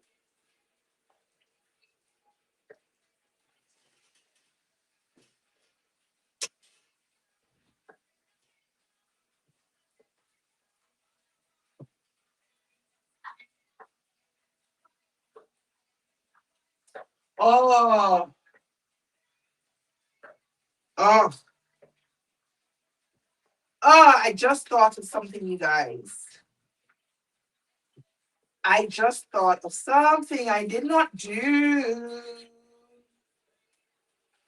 But I am going to see if I can get away with it. So on my front pattern piece, I told you I removed a 1/4 inch in length between my shoulder and my bust, which has the effect of shortening the front arm side by a 1/4 inch. So I should have gone in and removed a 1/4 inch in the same way from my sleeve front, and I didn't do that. And only now am I thinking, but wait, you didn't do that. So now that I have my sleeve sewn at the side seam or the sleeve seam or whatever, I'm going to fold the entire sleeve in half. And I am going to baste it into place because I don't want it shifting when it's time to set it into my arm side. It means that because I did not do my adjustment, my sleeve is going to be a 1/4 inch longer than my arm side at the front only. I am going to see if I'm going to do it on one side first and see if I can ease it into the arm side, but I'm really, really annoyed with myself that I didn't do it. And it's a case where I did not do all of my fitting adjustments at once because, as I said, I was doing prepping for my classes. So any spare moment I got, I would pull a pattern piece and make an adjustment. And I have forgotten. Oh, I have forgotten this adjustment.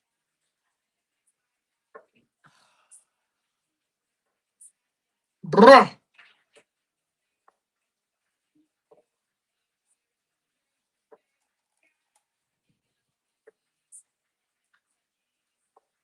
Because it's a 1/4 inch, and because of the type of fabric that I'm working with as well, I feel like I probably could ease it in, but that is not ideal. That is not what I should be doing.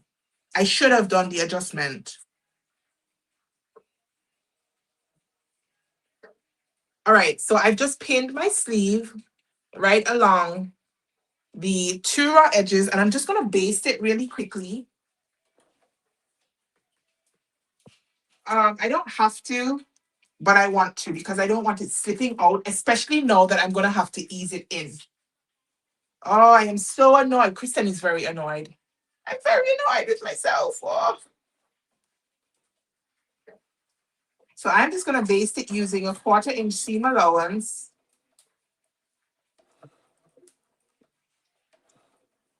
Once I get it in my arm side, I'll go in with my iron as well and see if I can just press out that extra ease. But I don't want any puckers in my sleeve.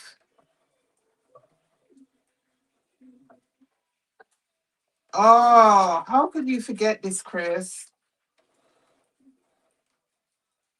I would definitely recommend when you're adjusting your pattern pieces, if you're not getting to do all of it at once, probably it's a good idea to adjust all the connecting pieces. So whatever piece connects to the piece that you're adjusting, try and do it all at once so that you don't forget. So if I was adjusting my center front, for example, I want to adjust my center front placket at the same time. And I should have adjusted the sleeves at the same time. And then maybe come back and do like the sway back adjustment because nothing connects to the sway back, if that makes sense. So I really should have done that. But we're gonna see. So let's try it first on one side. Let's try first one sleeve before I do the other one, just in case I have to wing it and like trim off a piece of my sleeve.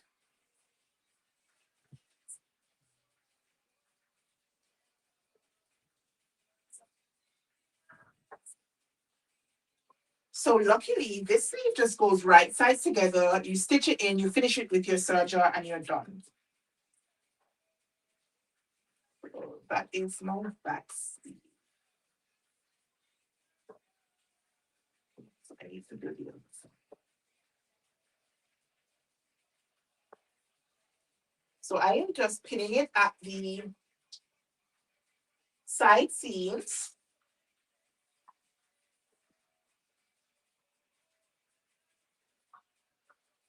And then I'm going to pin it at the shoulder seam. That's the back one. I'm looking for my notches. So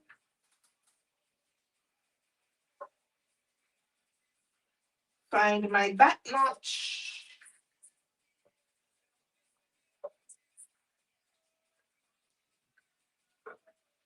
At the back notch. So I like to pin up my notches first, and then I can ease in like the rest of the sleeve as is necessary. Or whatever it is I'm working on. If I do the notches first, I just find it to be a lot easier.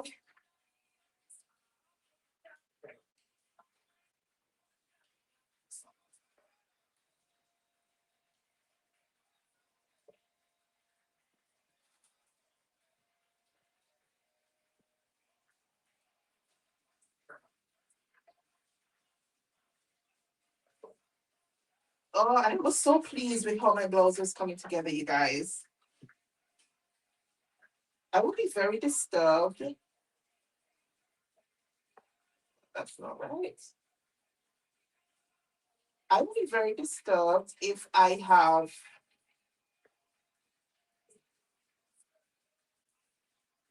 that is the back. Where is the shoulder notch? All right, that is the shoulder. Ooh, come on, sleeve. We were getting there so nicely. You have to work with me now, sleeve. Come on.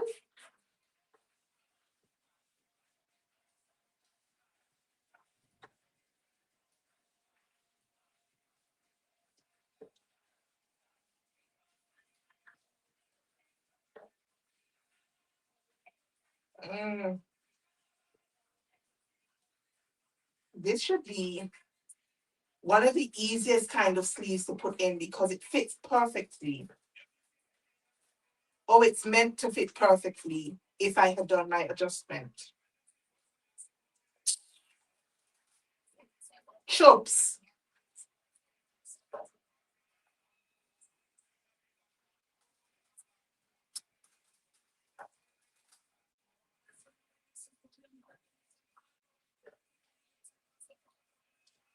I am gonna have to sew it very slowly to make sure that my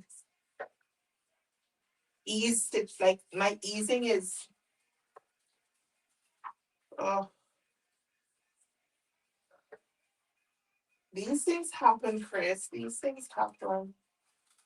It is not the end of the world.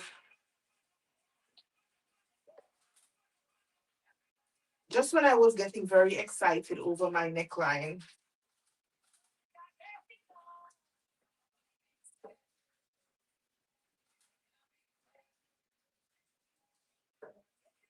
So I'm using lots of pins as well to help me with my easing in.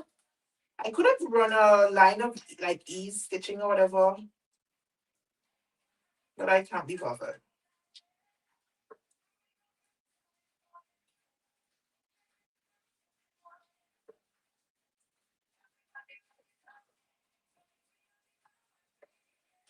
Ooh!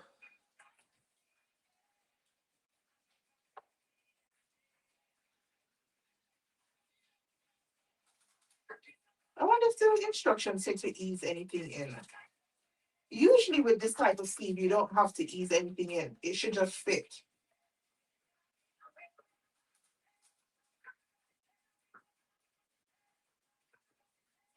Oh my gosh, you guys.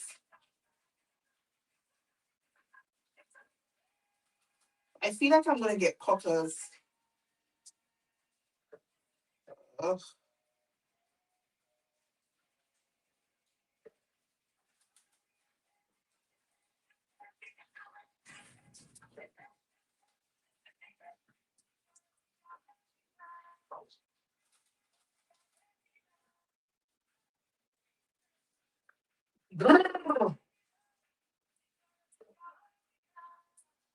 All right, it's pinned. Man. So let me see if I can get it sewn in without any puckers. Oh, yo, yo, yo, yo.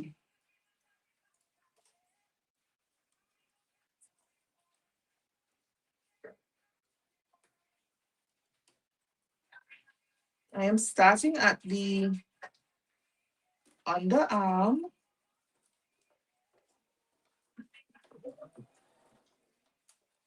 Uh,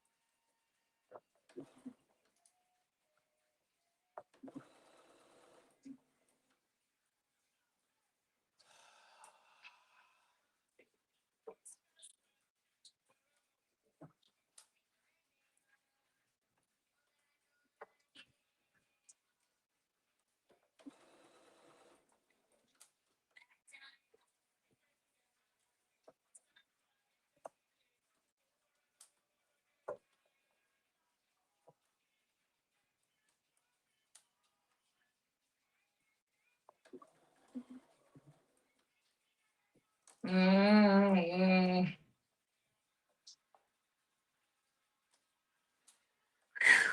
come on.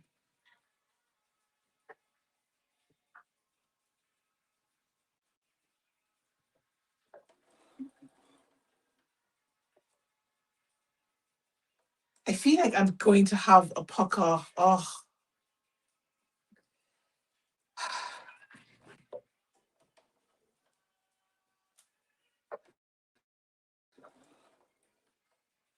If it was like an eighth of an inch, mm,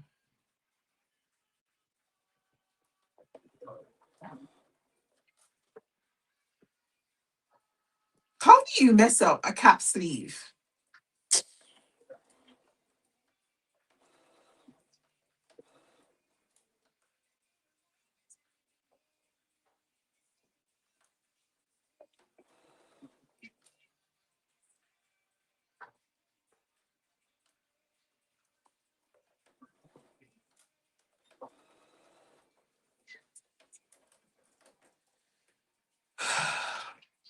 Ugh.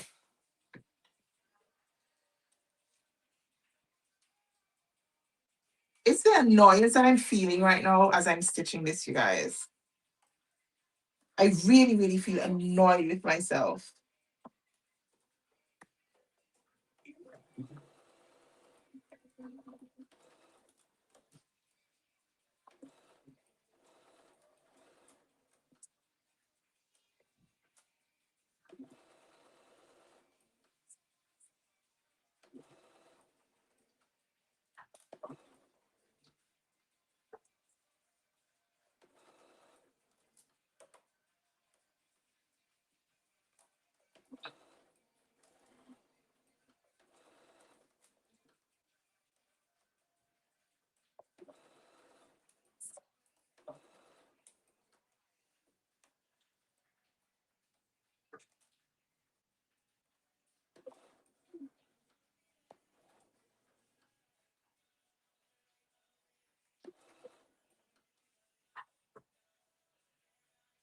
Ooh, mercy, mercy, mercy. I feel like I'm sweating.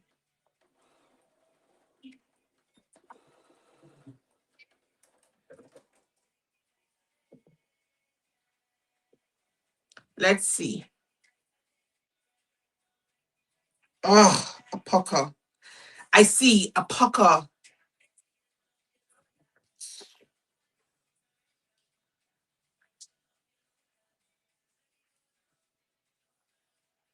All right, you guys, I have one pucker, which in the grand scheme of things is not terrible. Where is it?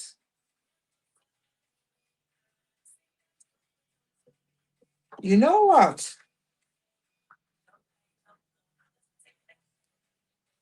All right, so this is the sleeve. So this is the shape of.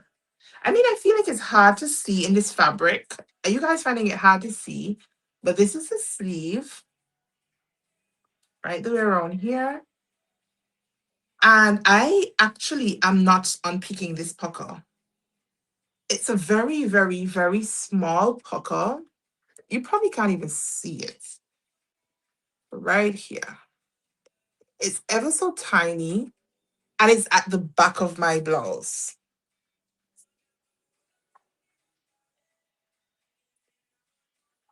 So I feel like I can leave it. I'm not even going to see the back of my blouse. Should I take it out? Like me.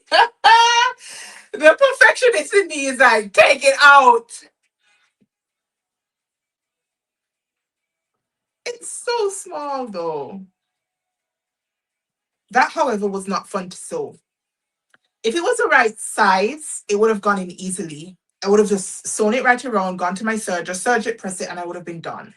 But because it's a whole quarter of an inch, and you try to explain to people who either don't sew or who are new to sewing that an eighth of an inch is huge when it comes to sewing.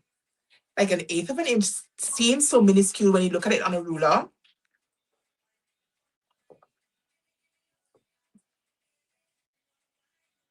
But when you're sewing, it matters. So I am going to try and ease in the other one. I'm just going to ease it in.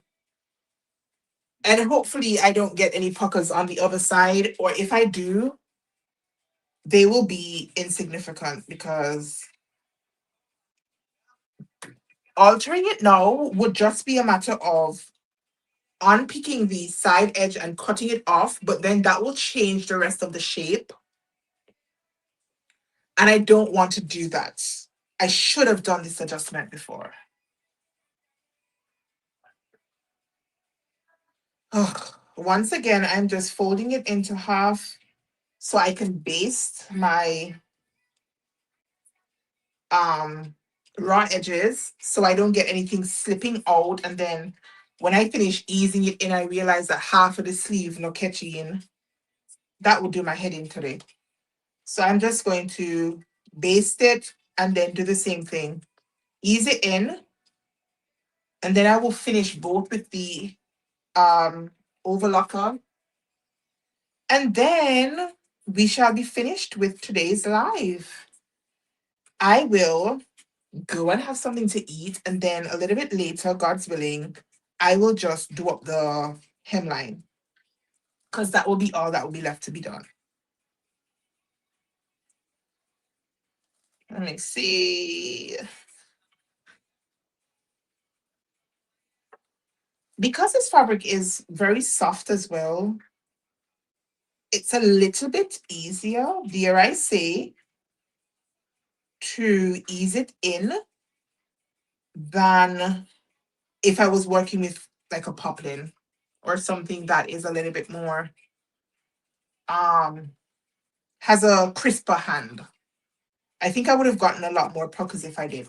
So I'm definitely going to have to make a note on my sleeve piece or just go ahead and just make the adjustment before I pack it away so that the next time I make this blouse, and there is going to be a next time because I do quite like the blouse now that I have figured out how to do the pussy bow. And I wouldn't want to do it a second time and then get to this point once again and think, oh my God, I forgot to alter the sleeve once again. So I'm going to go ahead and do that when I'm finished this. Even people who sew for a long time make mistakes, right? And I think it's not even a sewing mistake per se, it's a fitting mistake. But we are getting there. We're getting closer to the end, you guys.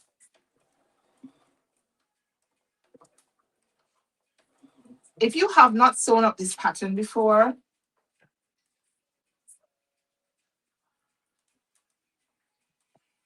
wait, what is going on? Wait, am I out of bobbin? What?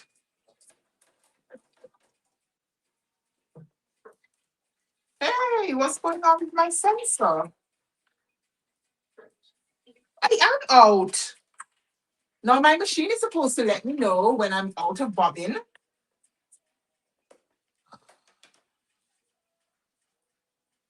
I'll wind it in a second, but because I'm basting it, I'm just going to use a darker pink thread to do the basting. And then I will wind the bobbin.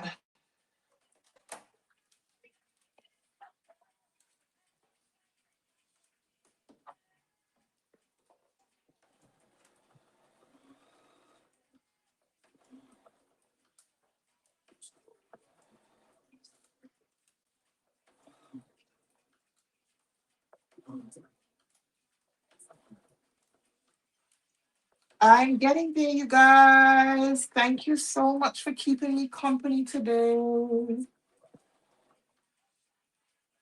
I wish I had more time to go live more often. Because I actually quite like being able to talk to you while I'm sewing all at once. I mean, pre-recorded is fine too, but it's different being able to get feedback on the spot and to talk to you guys on the spot while I'm sewing. All right, so we basted the other sleeve. So now I'm going to have to wind the bobbin because I do want to have it matching. I mean, this matches as well because of the hats, but then the rest of it is going to be like one color. I like you're going to see it anyway. But once again, here we are. So I'm not going to fill the bobbin though. I'm just going to wind a little bit because I just need to do the sleeve and then I'm going to need to come back in and do the hem. So I don't need a full bobbin. That should be enough just to finish up this project. Now I have like a yard and almost a yard folded in half, and then I have an off cut, maybe about 3/4 of a yard, but it's not like full width. And so I'm thinking about what I can make with it.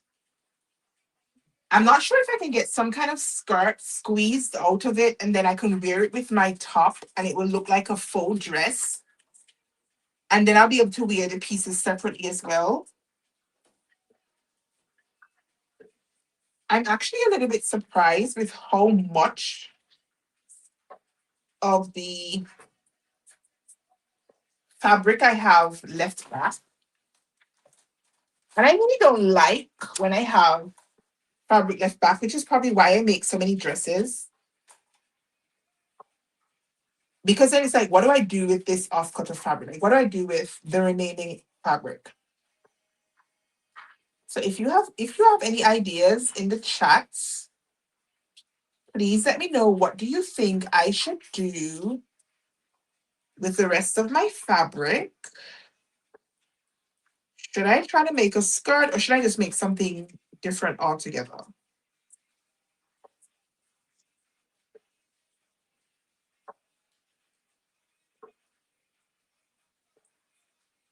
All right, back to pin this in. Oh boy.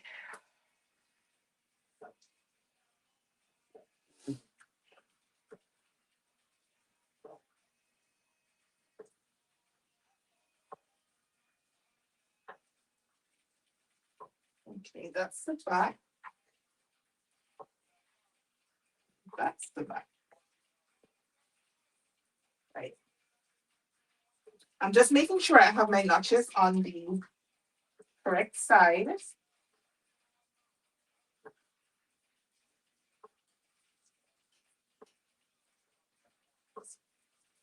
I feel like something is catching right here, and I don't like it.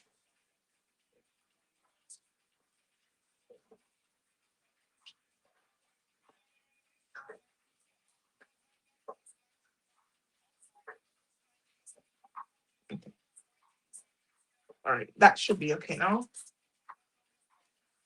So I just want to make sure that my back notches are going to match up with the back of my the arm side. And then I'm going to start pinning it so I can ease it into place. Again, I'm pinning at the side seam and then I'm pinning up at my shoulder.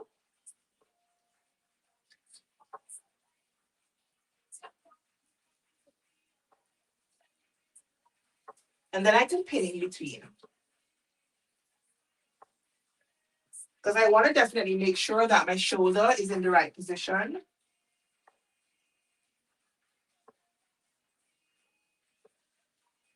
All right.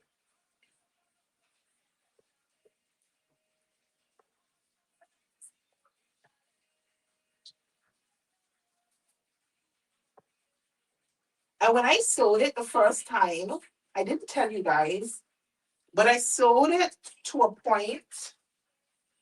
I think I went up to like maybe like the shoulder.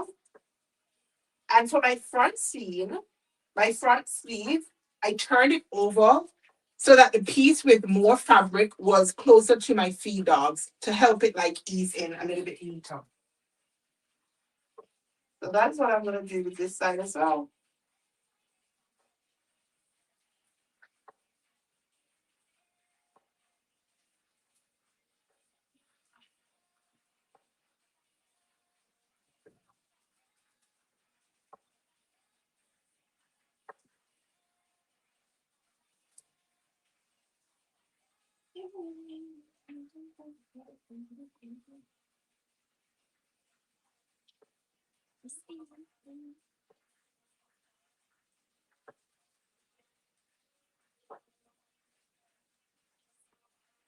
Lots of pins, lots of pins.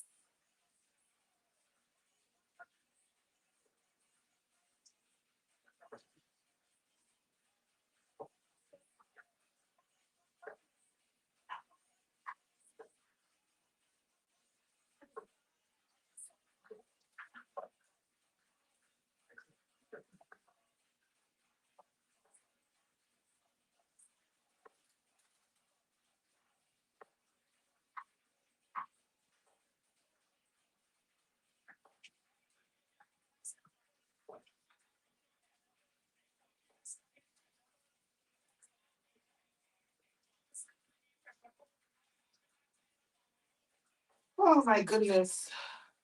This part just feels so tedious, you guys.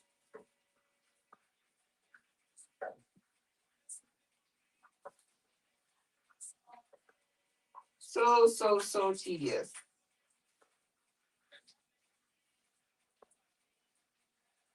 Just trying to make sure I'm easing it with my fingers while I'm pinning it.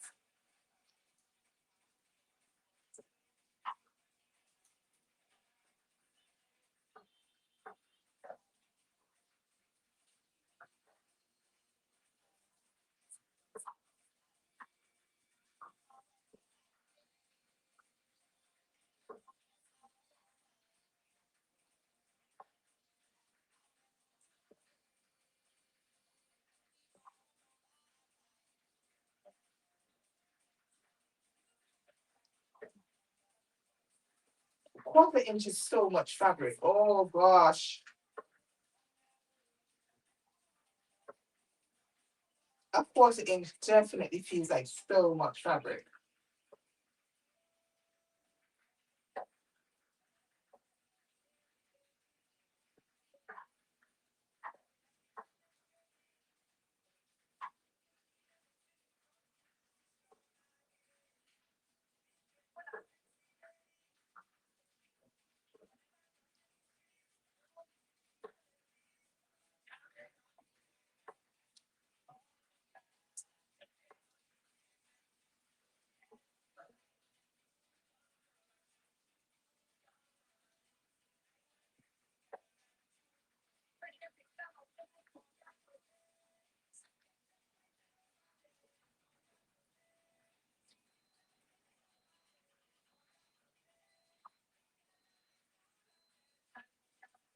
Oh my.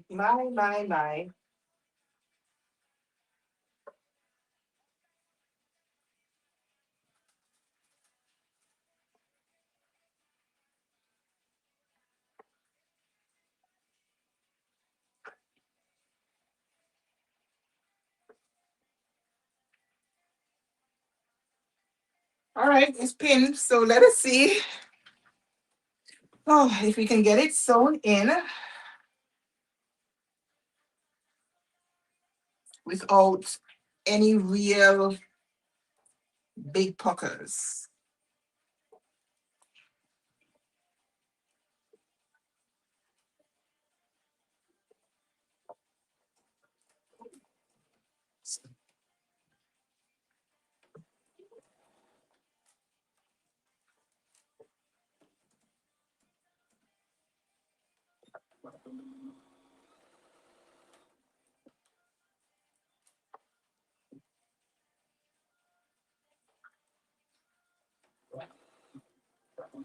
If this was the type of sleeve that you would have to put it in, right sides together, and then press it up, and then fold under the back, and then top stitch it down, it would have given me hells. It's only because the sleeve is folded in half and then inset as one, and then finished with the overlocker. If it was the other way around, I would have had to figure out how to adjust this sleeve. I would not have been able to ease it in like this because it would drive me crazy trying to get the top stitch it down into place. It would definitely have puckers.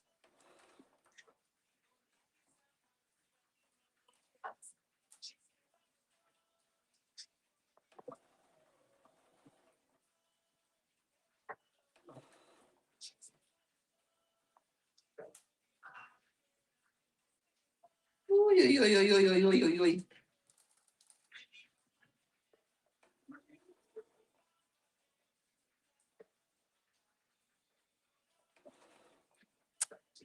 Not me, always here on the channel talking about fitting and fitting adjustments and then forgetting to make the bloody adjustment. Oh,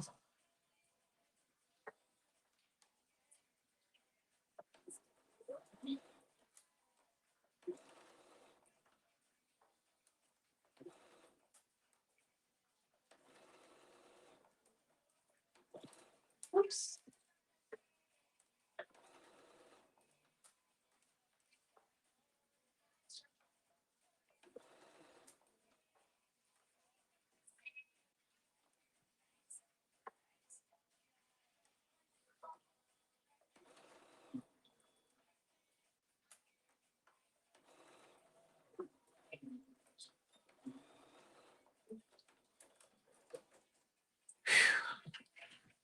All right, I've sewn half the sleeve.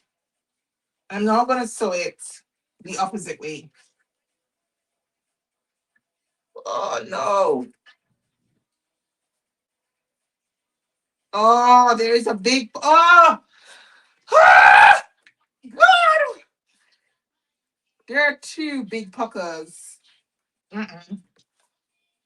Nope, this one has to come out for sure, for sure. Oh, man. Come on. Come on. For heaven's sake. These two are actually like folded in. So no.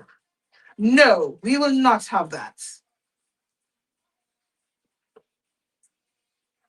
We're not having that. So I am unpicking. The first time today that I've had to use my unpicker right near the end of this make. How annoying.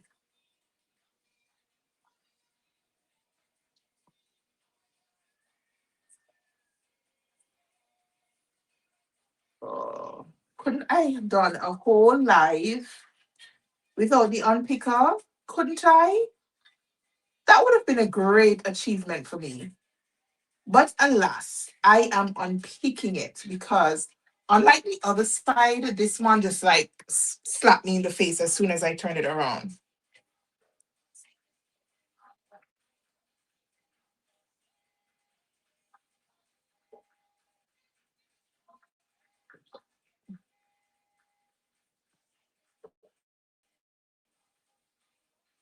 Oh,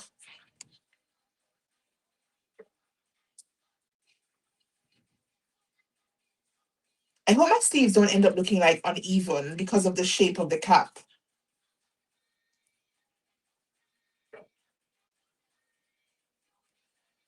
Okay. More pins, more pins, more pins.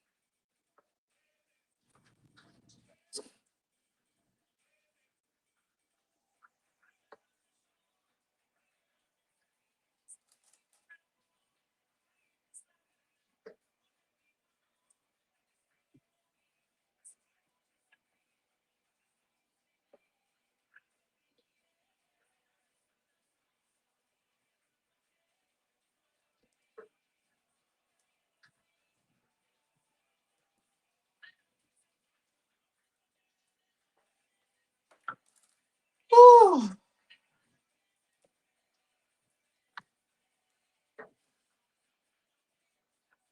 all right, let's try again. Let us try again and see if we have better luck this time.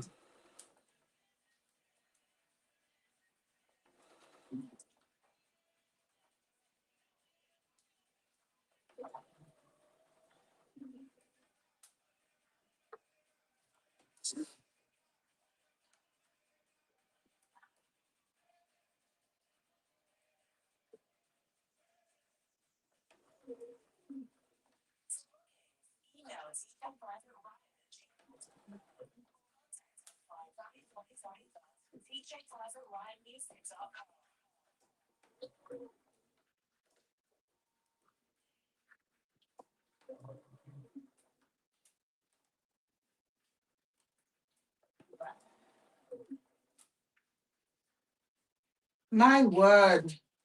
Is anybody else holding their breath as I'm sewing? Because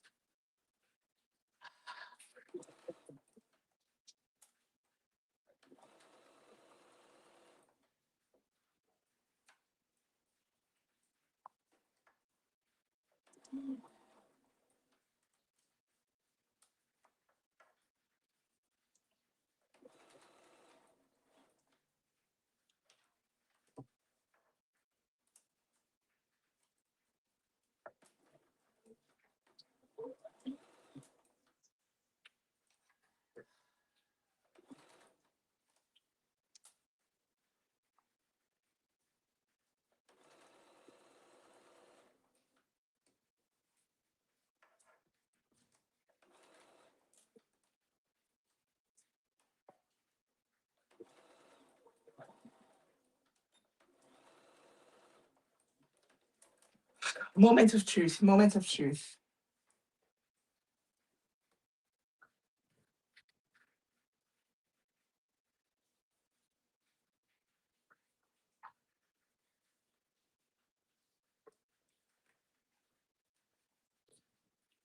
Let me just make sure I'm not celebrating too early. All right. No puckers on this one. Oh, no puckers on this one. No puckers on this one. So I am just going to go in now and clean up the arm side with my serger. Then I will press it and then I will try it on so you guys can see what this blouse looks like. All right.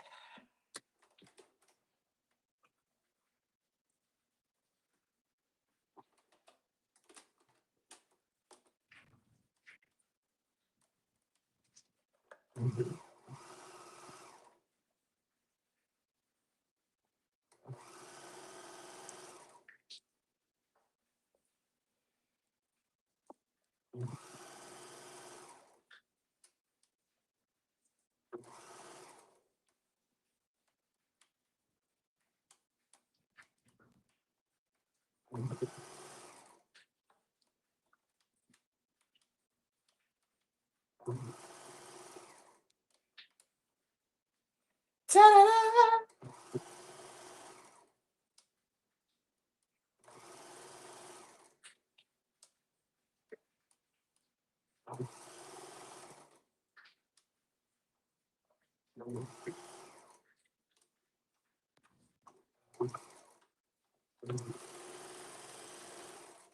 3. One side is finished. I am just tying off my serger threads with a little knot. Sometimes I get like a big needle. I've got a needle with a bigger eye and I thread it through and then thread it through, but I'm not doing that right now. So I'm just tying off the serger tails in a double knot and then clipping it off. So this is the inside. And then I think we press it. I want to say this is probably pressed towards the main shirt. I think so. So at the end of my sleeve, like here, I could, I guess, go and top stitch it around if I wanted it to look like I hemmed my sleeve. I don't really care, so I am not going to do that. Listen, the way this is bothering me now, I am going to unpick a tiny piece of the other side of my blouse because the other one is like so perfect now. Why am I this way? Why am I this way? And bet you, I mean, you go and unpick sometimes and you make it worse. Let's see what happens. If it puckers again, I'm just going to leave it this time. But I'm going to try because the other one looks so good now. So I've unpicked maybe like 2 inches. Is that like 2 inches? Probably like 2 inches.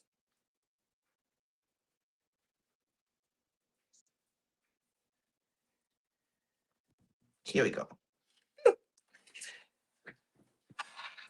Right.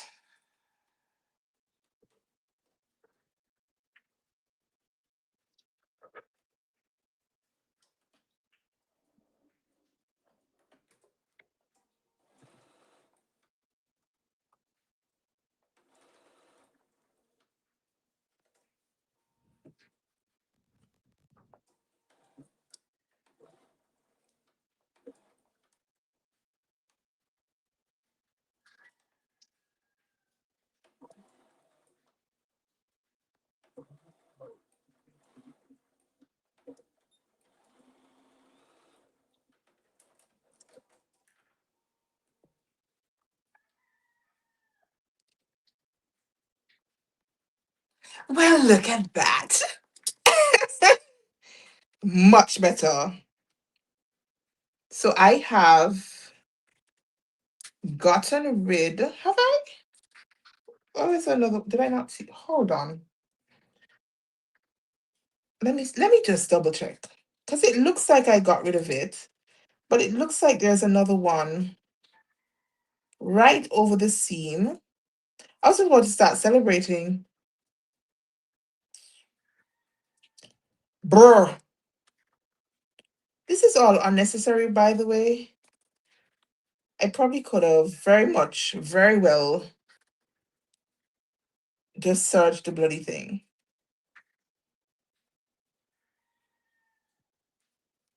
Like, I like my sewing so far as possible to be on point.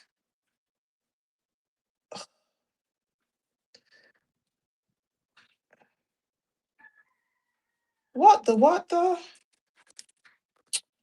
Oh, I see. So what happened was my seam that I pressed with my yoke back, it seems like I didn't press it flat enough. So it's a matter of it looks puckered, but I think it is that the seam needed to be flattened out a little bit more right there. I'm just doing it now.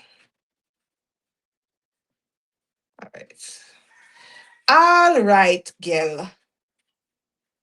Stitch it back in and hope you don't get any more puckers and have made the thing a million times worse by being very anal unnecessarily.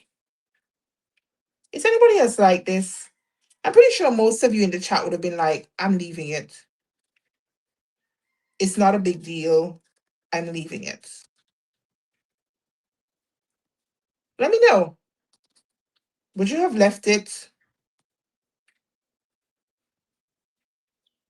Or would you have been completely anal like me? And here fighting unnecessarily with this rubbish? Because why? I don't even need to do that. Nobody would have seen it except me.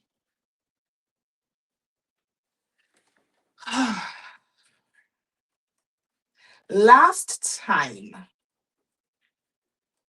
Last time.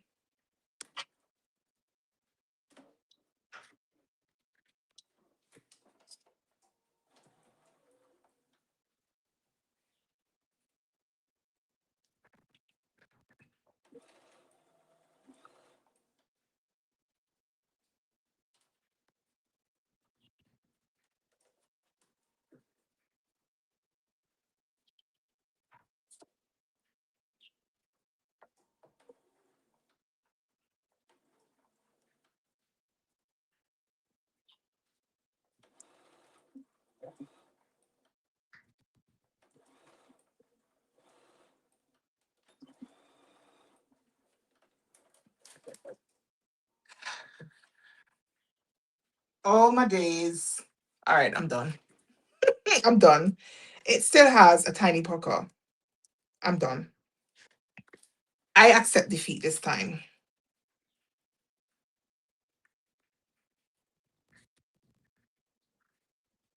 It's very small though. I should have called it quits the first time, right? All right, let's just serge it.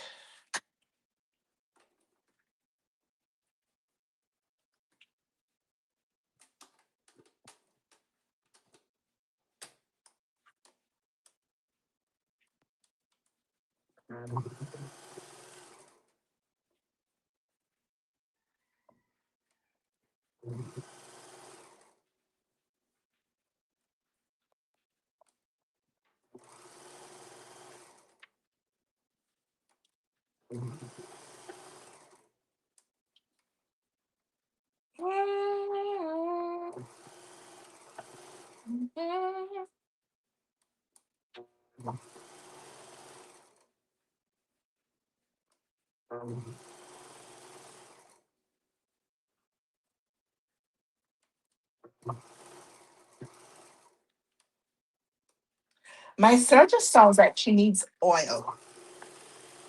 Sounds a little bit rough. Anywho's, I'm done.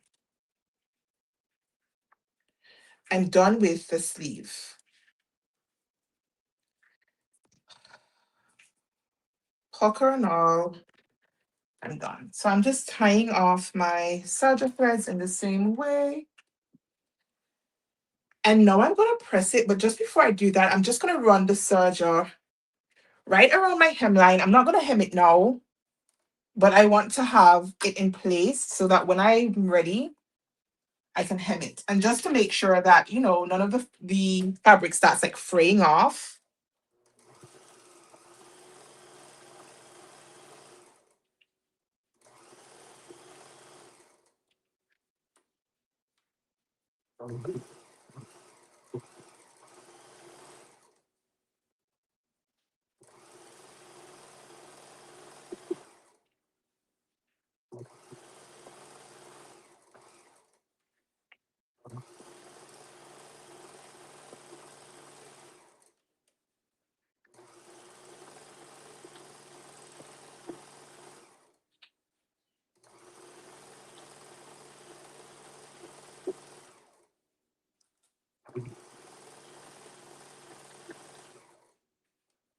Mm.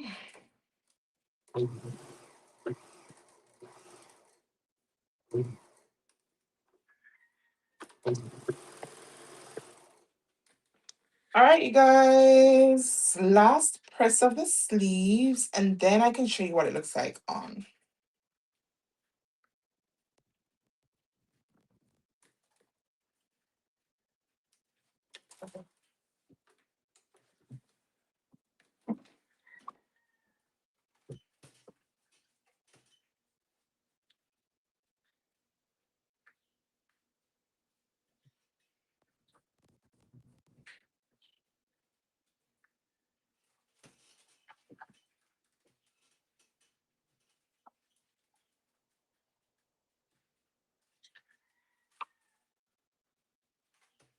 Oh, my iron turned off. I'm pressing, I'm like, why? It doesn't feel warm.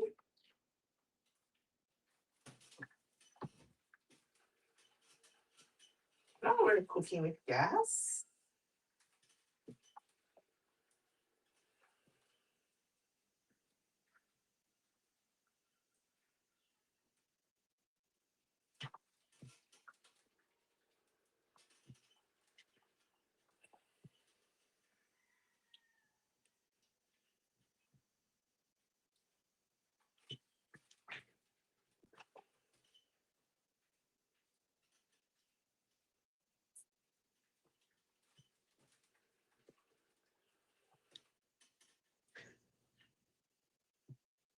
As I'm pressing it, I'm seeing this stupid pucker, you guys.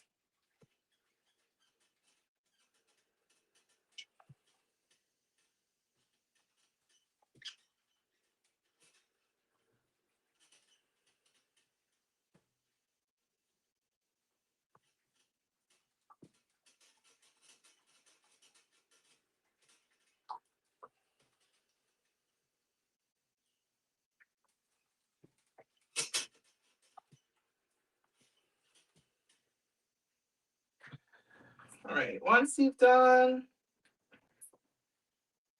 One sleeve to go.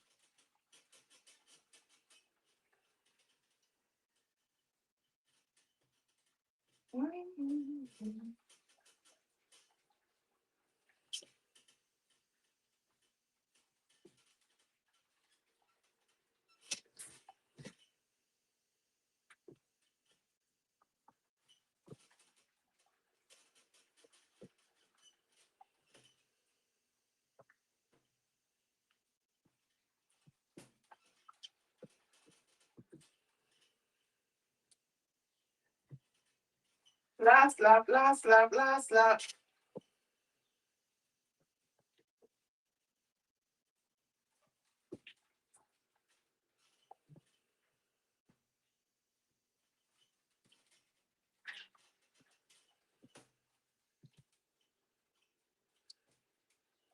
All right, here we go.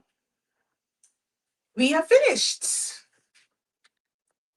the Pattern Emporium Spill the Tea blouse. So let's give it a quick try on. Notwithstanding that I'm not wearing the appropriate bra, let's just have a look at how she looks. Oh, I didn't press out my bows. I need to remember to go back and press out my bows.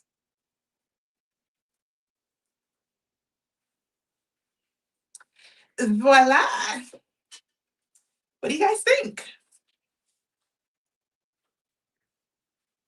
Not bad, right? So this one has like a narrow hem, so it's got like a 5/8 of an inch hem. So by the time I hem it, it will be to just about here, which is good for me.